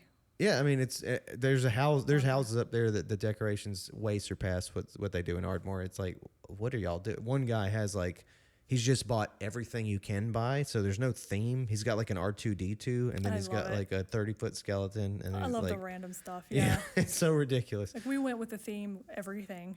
Yeah, Yeah. you did go with the No, theme? I like it when people who go with that theme where they just put a Yeah, a the mix theme and of match of a everything. ton of stuff. Like our neighbor behind us did that. He has a Grim Reaper, a witch, a scarecrow, a spider. Yeah, I mean, just all kinds of weird stuff. that's kind of our set today. Yeah, It's a little bit of everything. I like it. You know, Edgar Allan Poe. yeah, we've got the old school and the new stuff, Yeah, and we're honoring our age old traditions. our age-old traditions, indeed. Very much so. Yeah. So I should probably talk about this a little before we wrap up. Yeah, so a year ago tomorrow, I released my album Devil, which I'll probably, post some stuff about along with this. And yeah, I started the podcast a year ago. So this is technically, I guess, like the kind of the 1 year episode. Like I'm doing a special 1 year episode that's a Q&A thing. But this is technically kind of the start over, I feel like. So Happy anniversary. yeah, that's very exciting. So Yeah. I guess you could think of it as the last episode of my first year. It depends on how you want to think of it. But regardless of that, it's been a full year of this stuff, and it's Yeah. been super cool. You're no longer a newbie. Yeah, I've Yeah. been doing it for a while now. So Nice. yeah, so thanks for like marking the occasion with Of me. course, I'm always happy to talk about Halloween, and I'd be very interested too if any of your listeners have any ghost stories. They post in the comments as well. It'd be kind of cool to read that. Please. I think it's something we shouldn't feel bad about sharing with other people. It's just weird things happen. We can't always explain it, and sometimes we underreact, sometimes we overreact, and it's just it's human nature. Oh. Yeah, okay. We got to talk about one other thing. Okay. Music. Oh boy. There's no like cool segue for me to say this. It's just that it just happens to be one of my favorite songs in the world. Okay. Actually, I have two. This is interesting. I hadn't thought about this, but one of my favorite songs in the world is Trapeze Swinger by Iron and Wine. Do you know this song? I used to have a tradition of at the very least, I would find some reason to paint my face white for Halloween to go with this song or in reference to this song. And the song is like an 8-minute or 9-minute song or something, and Wow. he describes all sorts of. It's like some of the most beautiful poetry ever. But in like the second or third verse of the song, he says, "Please remember me at Halloween, making fools of all the neighbors. Our faces painted white. By midnight, we'd forgotten one another. And when the morning came, I was ashamed. Only now it seems so silly. That season left the world and then returned, but now you're lit up by the city." Throughout the song, he's kind of describing this, like, it sounds like this person he kind of grew up with and maybe loved and had all these memories with and these important moments. And then he's kind of imagining when life is over, like them kind of remembering each other almost in heaven or something. Oh, interesting. But yeah, that line about Halloween, I loved. Yeah. Then my most, the artist, the musician whose freedom I admire the most is Tom Waits. And he has described his music as adventure songs and Halloween music. Nice. And I notice that both of these involve the darkness, What music connects you to Halloween? Oof. I run the gamut Yeah? of stuff. I do like the horror movie soundtracks, like the music from there. That stuff can be pretty good. Okay. And then there are people out there like Midnight Syndicate who just make spooky music. They don't necessarily sing to it, but they make spooky music. Okay. But I love the classic stuff. Like I love Johnny Cash, Ghost Riders in the Sky. I love Werewolves of London. Superstitious. I love even the Monster Mash, going that far back. So those are the kind of things that I listen to every year that really, I'm just like, oh, Halloween. It really gets me in the Halloween spirit. Nice. Yeah. I think I'm going to make a Halloween playlist as if I can by tomorrow to release with this. That would be good. Yeah. Long Black Veil by Johnny Cash too is another I great love Johnny Cash. great Halloween hit. Yeah. It's got the perfect voice for it, too. Yeah, absolutely. Yeah. Very serious, somber, deep, Yeah. dark. Have you listened to Tom Waits at all? Not much. I know I have a song of his on my Halloween playlist. I can't, in fact, I heard it yesterday, and I cannot for the life of me remember the name of that song. I wonder which one. But it's on there. I have a list on Spotify. It's just hundreds of songs. He's got a bunch of Stuff that- I bet it could be God's Away on Business. That's a very Halloween one that people think of, I think. I don't think it's that one. It could be Hell Broke Loose. It could be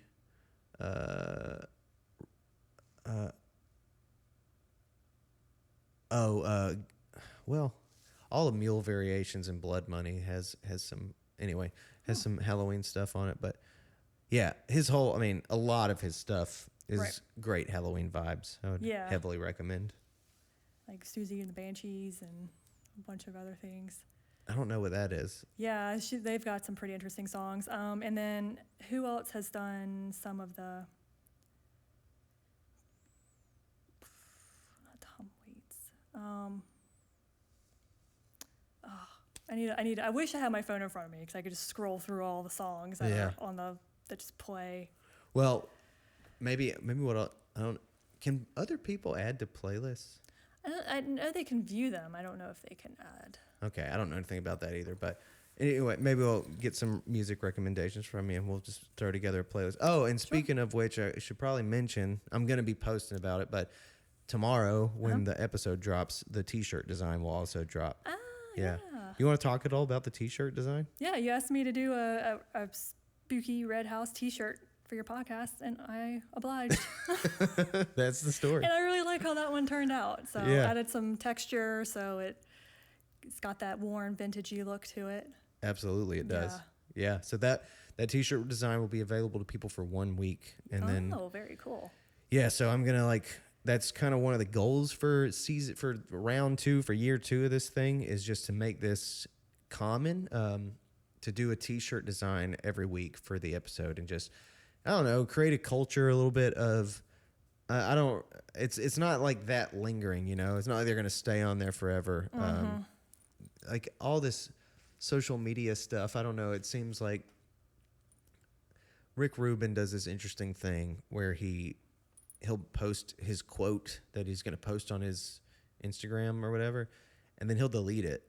But as he posts the next one, like he'll delete that one and post the next one. So there's always like one thing on his Instagram. That's fascinating. It's kind of interesting because it's Yeah. so different from and what is the point? Like nobody's going to my Instagram to look at my oldest photos, Yeah. Well, that's a lot of scrolling too. Yeah, it is. I mean, I keep mine. I won't post like some people do. So mine's always less than like 250. Yeah. But still, it's just like, why are we like? It's not like our accumulation of likes on Instagram gets us anything. It's like That's true. just one photo might get some people money, but that's only if they have a following of like 1 million people. Yeah, that's something, as an artist, I am on Instagram, and there's always this push to monetize your account or to get more followers, Yeah. I'm like, that's not, maybe with my previous studio, I did some of that because I was trying to advertise more, and it was my job. But here, I'm trying to have more fun with it and kind of let it do its. I feel like people respond better in the sense that when you're not constantly trying to sell them something Absolutely. or convince them of how great you are Absolutely. or something. So it's just sort of just, I'm just here. I love drawing spooky stuff. And if you enjoy looking at spooky stuff, I post funny memes that I find that are kind of horror, Halloween related. And it's 24/7 Halloween accounts are becoming a lot more popular. Mm-hmm. Especially since they seem to push Halloween out the door very quickly for Christmas. They sure So, do. It's yeah. crazy. It's They have Christmas cookies at Food Lion right now. I don't understand this. Yeah. I can't remember if this was the way it was when I was younger, but it seemed like I feel like there's no demarcation of seasons anymore and time periods. It's just we're as quickly as possible trying to get you to buy as much stuff. I think there is that, and Christmas is the ultimate of that, like a lot of these companies make a lot of their money from Christmas, and I don't know. And I understand that. For me, Christmas has always just been a lot of pressure. So It's it's every year for me. I don't make a ton of money, and every year for me, Christmas is this. It's either really sad or really crippling. yeah, It's either that I can't afford to really celebrate it in the way that I wish I could, and it's not like I don't want to spend $1,000 on my niece and nephew, but it's fun for me. I love giving gifts to people, and it's Yeah. fun for me to just kind of do that and be like, oh, I put a smile on your face. I got my stepdad this. I won't. Never mind. But but the point being, that's a fun experience for me and for them, and it's cool. And then when I can't participate in that because a pandemic happens or something, and yeah, shit goes awry, that's kind of depressing, So definitely. And I've stopped giving gifts, not because I don't enjoy giving and getting, but just more. There's a lot of money involved, yeah, and it's just I would rather just spend time. yeah. Or go out and look at Christmas lights or something. And here we are on a Halloween podcast talking about Christmas, doing the one thing that, No kidding. yeah. Yeah, So it leaks in everywhere. sure does. Yeah, I do very minimal, and same with Halloween, which is our focus for today. It is Halloween. I didn't buy any candy to hand out because I won't have any trick-or-treaters. This is pretty much my big Halloween celebration, I think. But you went all out up here. I like Yeah. it. In our 6 square feet, we went all out. We did, and we dressed up Yes. as much as I could find at this late hour. But I found some stuff to cobble together. I think great costume. Yeah. Spider Lady. And my lovely Halloween necklace here. That Hopefully- skeleton, I recognize him from somewhere. I think I had one like him once. He reminds me of the things you used to get out of the gumball machines. Uh-huh. That would come in the little plastic containers. Yep. Yeah, the weird stuff. That some of them were Like the spider impossible rings. to open. Yeah. Yeah, I hated that. And sometimes you'd have to shatter them to open them. Or I remember distinctly a few times turning it and then nothing came out because they were all jammed. Oh, that's top. devastating. And yeah, as a kid, it's awful. I always liked the sticker ones, but it was always the same thing. I would be looking at one, I'd be trying to visualize, I want the one that has the clown face on it. And then I'd get the Hispanic girl in the jeans that said juicy. Oh, yeah. I would always get the star that's like, good job. I'm like, what is this? Where's my ghost? Where's Yeah. my, rip off? But as a kid, I think it taught you to deal with the randomness and disappointment that sometimes happens in life. Yep. You're not always going to get what you want. Sometimes you get a sticker Absolutely. with the word juicy on it. Something about that little white envelope just coming out was really exciting, though. It was weird. It was very official. I don't know. Yeah. I'm trying to think if there's anything else that we have missed that is important to Halloween. Oh, I'm sure there's a bunch of stuff. We covered candy, Candy, movies costumes, movies, ghost stories, haunted houses, that we've covered quite a bit. Music, music, Halloween music, food. food. Do you think Halloween will ever change in the future? Do you think it's something that's going to morph into something much different than we have now? Not in lifetimes of people that would hear this, I bet. Because I think those types of evolutions go very slowly, I would agree with that. And we've found ourselves with this culture now that's feels like, I think people feel like it's culturally done. It's not like people are inventing new things or there's new religions coming about or whatever. Mm-hmm. It's now we found ourselves where we share one world or whatever. I say that, but yes, people are replacing their religions with all sorts of crazy, wacky ideas about truth and about how to express one's identity. Mm-hmm. So things are being invented. I think if anything, what I worry about and sense is that Halloween will, like other holidays, people will question the meaning and validity, and they will look at it cynically, and they'll try to minimize it. Yeah. Yeah. That's what I could see happening. But I think that's happening to literally everything. That like cynical people are looking at everything that way. Yeah, you know, I think it's something that's been around for a very long time, and I hope stays around for a much longer time. But again, like I said, I hope we don't lose like the fundamentals of it, like the carving the jack-o'-lanterns, like the trick-or-treating, and all of that good stuff, like the horror movies. I feel it's become a little bit more popular, but like with anything that's popular, it has waning moments. So I'm always wondering when that's going to be, and like in what fashion is it going to kind of lessen, which would be sad, I think. I should really see how my niece and nephew, what my sister does with them, because like I'm in a place in life. I don't have kids or anything, so like I felt like that year that my friends didn't dress up with me or whatever. Like the importance of Halloween dipped. When I was a kid, there was no question that it was just like it's super exciting to dress up and go get the candy. And then I know some adults.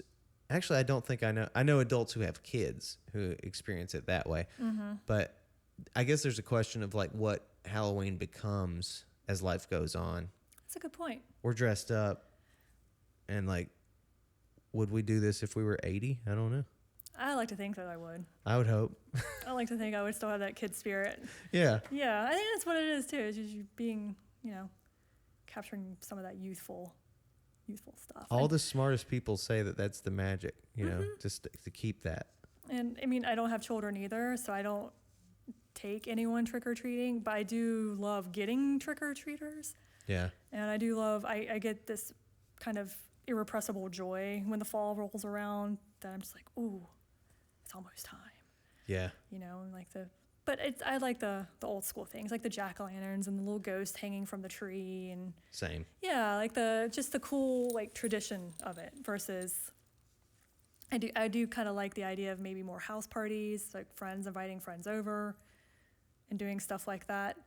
I distinctly remember, you know, my parents talking about a lot of that happening back then. They're like, it was just fun, you know? Yeah. And less commercial.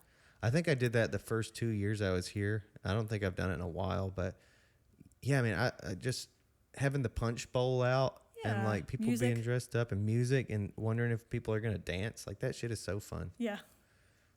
We did a Friendsgiving here once. It was kind of that, but it was off the chain. And yeah, parties are just fun. They are.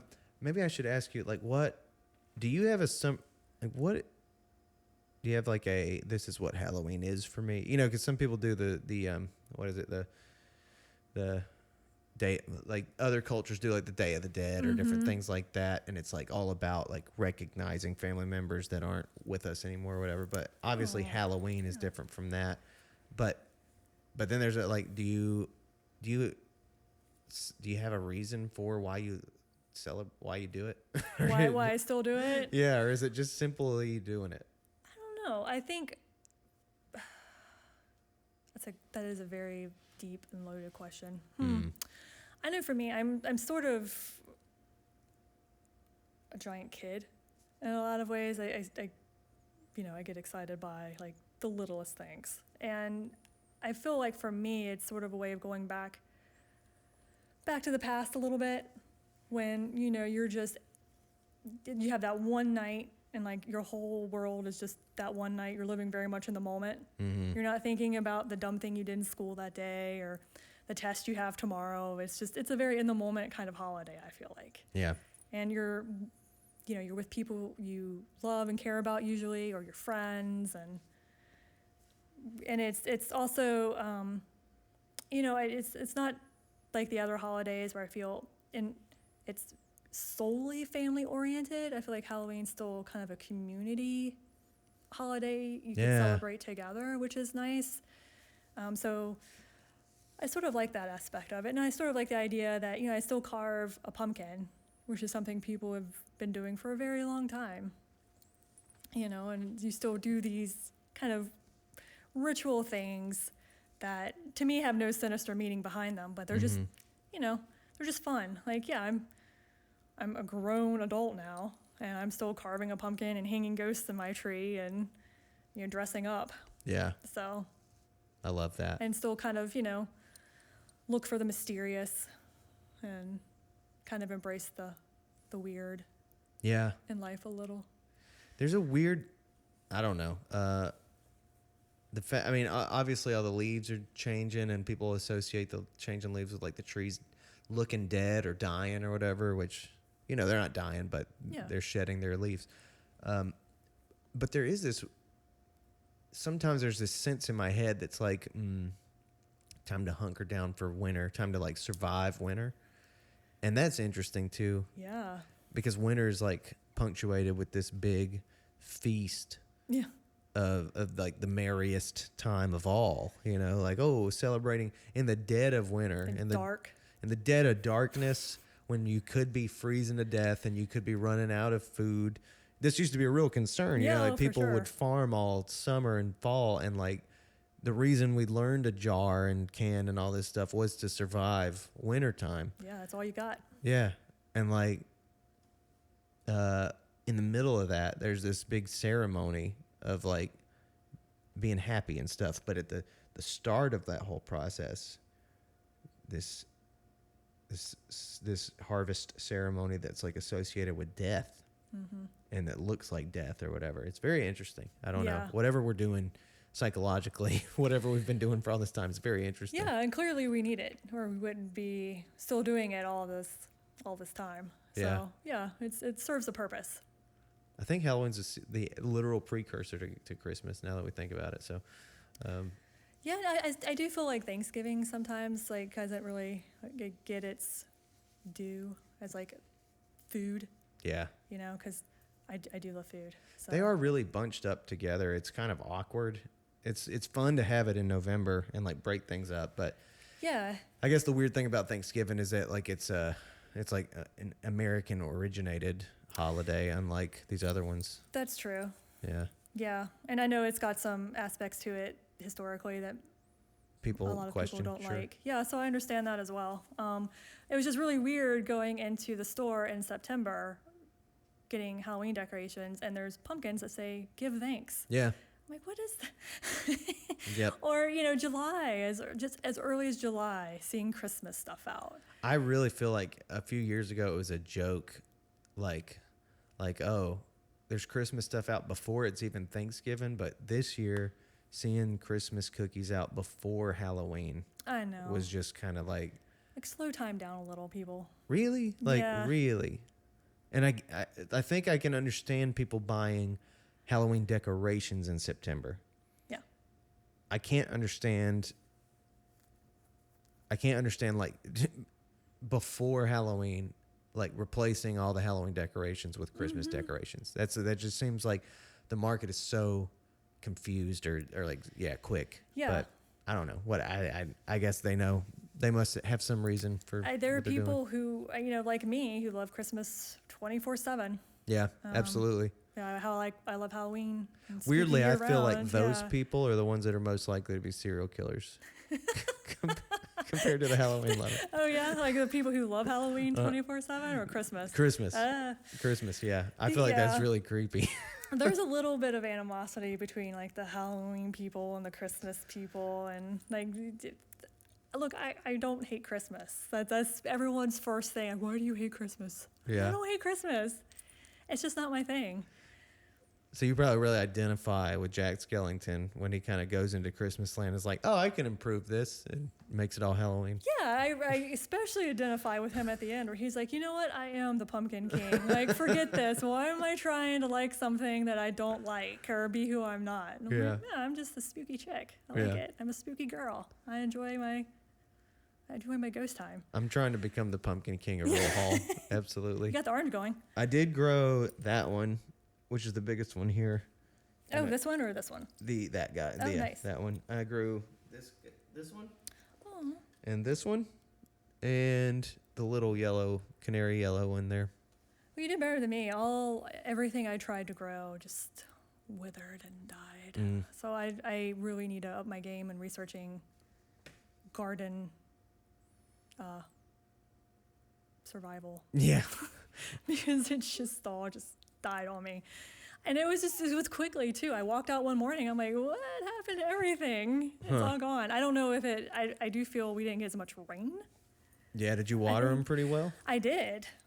So I don't know. People are like, well, get a rain barrel. I'm like, that works if you get rain, which we didn't get much rain where we particularly were. Yeah. So, I mean, you could store it up, but once it's gone, I would assume it's gone until you get it replenished. So Just with like rain- moisture in the soil, you mean? Well, just with a rain barrel, like you could attach it to your gutter, Yeah. and then because everyone I've asked, like, well, you know, rainwater is best. If you could use rainwater on even your indoor plants, it Oh. works better than something you get from the faucet or your hose. Yeah, sure, maybe, but yeah, I mean, But I'm like, well, there's no rain, so I have to use the hose. But I don't know what I did wrong. I don't know. You have to prep your soil. Did I not do that right? You have to give it nutrients throughout. I didn't find any pests on them, but I don't know. It was just odd. yeah, I mean, I know very little about this stuff, but I think there's like like 3 components that soil needs, and there's one component that you can add when you're really trying to add nutrition to it in the early stage of plant life, and then there's another one that might be potassium, or I'm not sure. One promotes like plant growth, and one promotes fruit growth, and it sounds like you might look into that. Actually, I have like an expert person that if you want, I could totally put you in touch with her. She does that type of stuff for a living, and she could totally, she does garden consulting, and she'd nice. be glad to help out. Yeah, I would like to have a bigger one, this coming spring, a much bigger garden, and hopefully get a lot of my veggies from there. Yeah. So that would definitely be something I would need to look into, because just the Yeah. small amount I did, I'm like, well, I could never feed myself. Yeah, I did a teeny garden and actually did get a lot of produce from it, but I want to add to it I want to quadruple it next year. Yeah. So we'll see what happens. Yeah. Well, And more pumpkins? yeah, definitely more pumpkins. I'm going to grow every variety that's here and probably some more. I want to grow the Caspers, the big white ones. Oh, I don't know what it is, but I've got some obsession with pumpkins that I just have to grow them. they're So great. that's, I mean, I'm hoping that it'll be kind of like part of the allure of this place, because I'm working on getting shows happening here. I'm working on other kinds of activities that we can do here. And if there's like a pumpkin patch here, and if like for a fall show, I could have people come and they could leave with a pumpkin of their choice, that would just be ideal for me. That would be So, fantastic. Yeah. You certainly have the room. Yeah. So we're just coming up with more fun ideas Yeah. to do. There you go. Well, speaking of next year, Yes, I hope you'll be back. I will. Cool. Definitely will. I guess that's it. Yeah, it's been fun. Thank you for letting me come and talk about Halloween. And Man, thank you for doing it. Yeah. Like, perfect artist for it. If y'all aren't familiar with Good as Dead Studios, definitely get familiar. Yeah, go check out my website. I have art.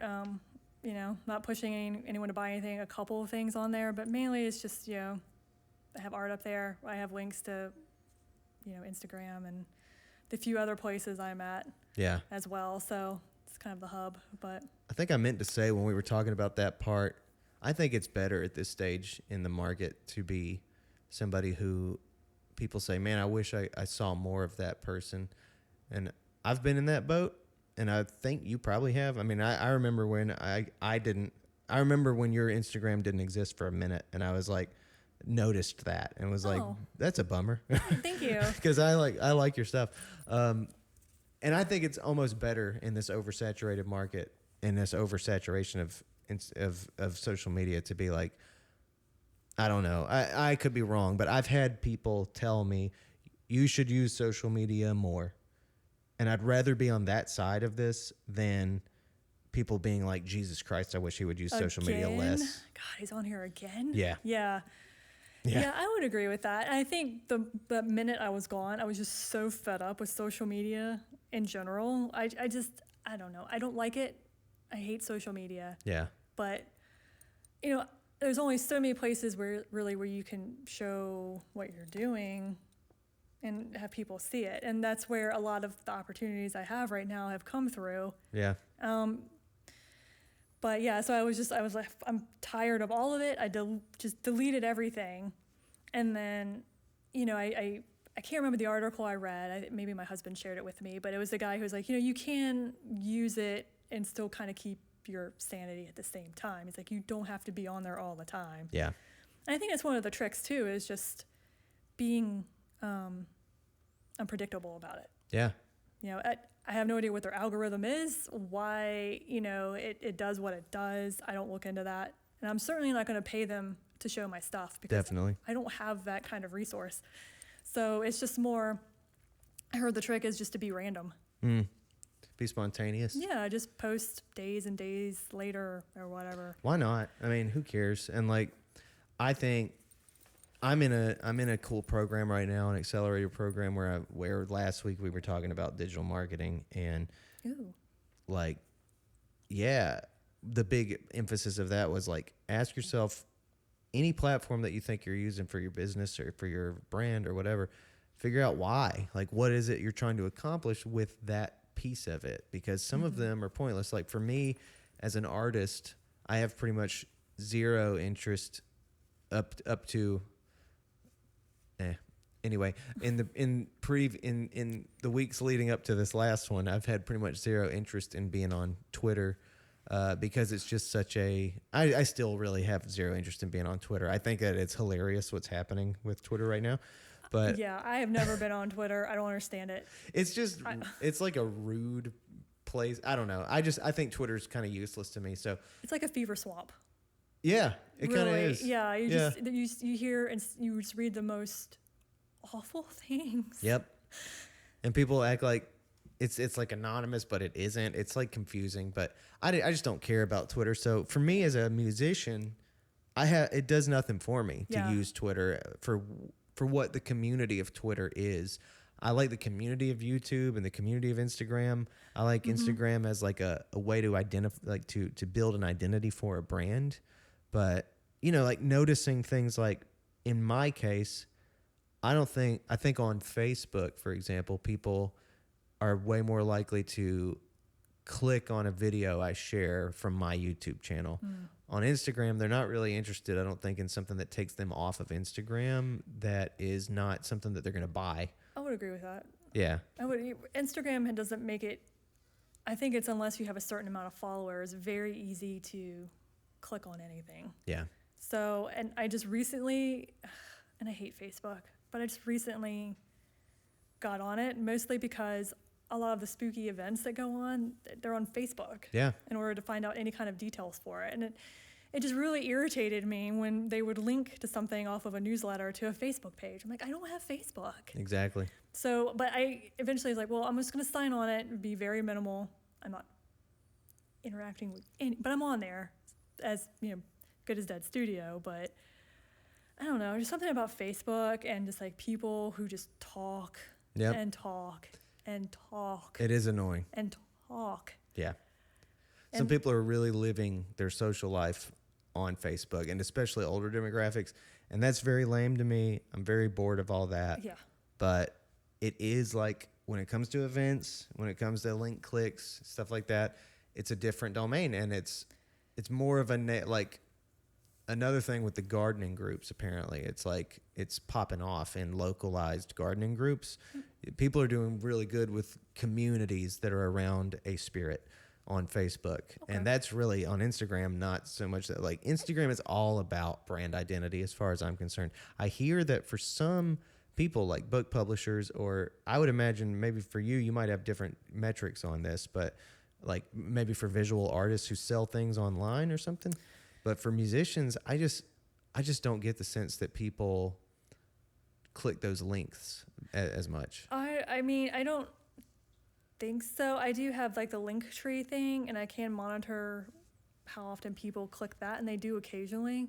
I just think it's more, my understanding of Instagram is it's now geared more towards videos. Yeah, And now, I hate, yeah, it's and a real then- bummer. and then two, eventually someone convinced me, like, you got to post a picture of yourself. People want to know who you are. And so I finally did last night, and because I'm like, who cares? Who cares what I look like? Why should that matter? Having a picture of me up there. But, you know, it was a cool picture with Count Orlok. Yeah. You know, and so I put that up there. But it's just, it's things I'm only going to cave on certain things. I'm not going to cave on everything else Yeah. because I'm like, I'm not doing the videos. I'm not doing it. Yeah, don't blame me. This It's isn't fine. why I'm here.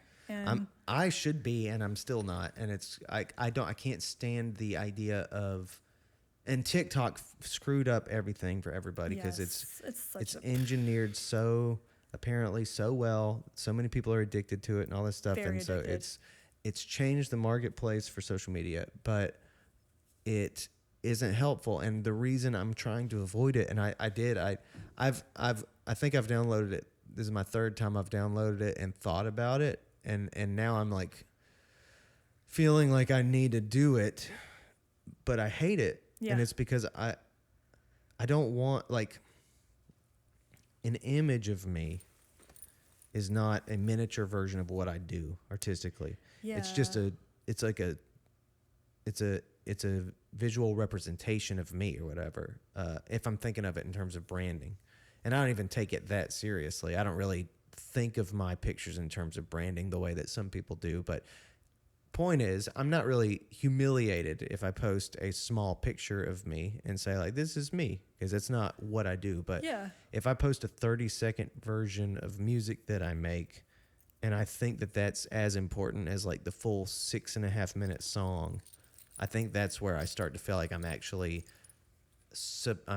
sacrificing what I really do for the miniature version of success of that. The miniature version of success being just like exposure to the 30-second version of me instead of the 6.5-minute version of me. Yeah, and that sort of goes back to an issue I've always had with social media. Back when I had my previous studio and I had more followers and all of this, you'd be amazed at how many people feel like they're entitled to your life and to details of your life. And just some of the comments I would get, it was just awful. And it's just, you don't know me. I'm not your friend. I'm here posting art. And luckily, so far, I haven't had anyone be, a real jerk about stuff. But, I got to the point where, like, you're not entitled to know these things about me, like my private life. People will post anything and everything about their lives, and that's fine for them. Yeah.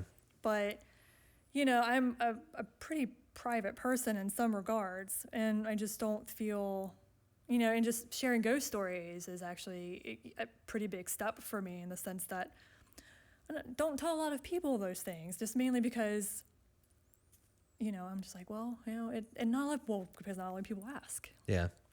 But yeah, it just, for me, social media, just understanding like, well, you're on here, so, why aren't you answering my extremely personal question about I'm like, what? Who are you? Like, I don't know you. Why am I going to do this? Like, I'm just showing you art. I'm trying to, Yeah. at best, I'm trying to entertain people with, like, look at this vampire I drew. Yeah. There you go. For those of you who love horror stuff, here's something to look at in February when Halloween feels far away. Yeah. So This is your Super Bowl. this is my Super Bowl. And it feels like it's come up too fast. Yeah. It always does. And then Halloween night, like, is here and gone. Yeah. Well, speaking of Halloween night, I Yeah. guess I won't hold you up anymore, but I'm really glad you came over and did this. And I guess when people see this, it'll be Halloween. So It will. And happy Halloween. yeah, happy Halloween to everybody and to you. Yeah, go out and enjoy yourselves. And if you feel like sharing I'm always curious about like other weird, odd stories people want to share. So Hell yeah. I really love ghost stories. I really love other things. So I'm just, if you feel like sharing, share. I would love to read it. Awesome. Yeah, All right, I guess that'll do it. that will do it.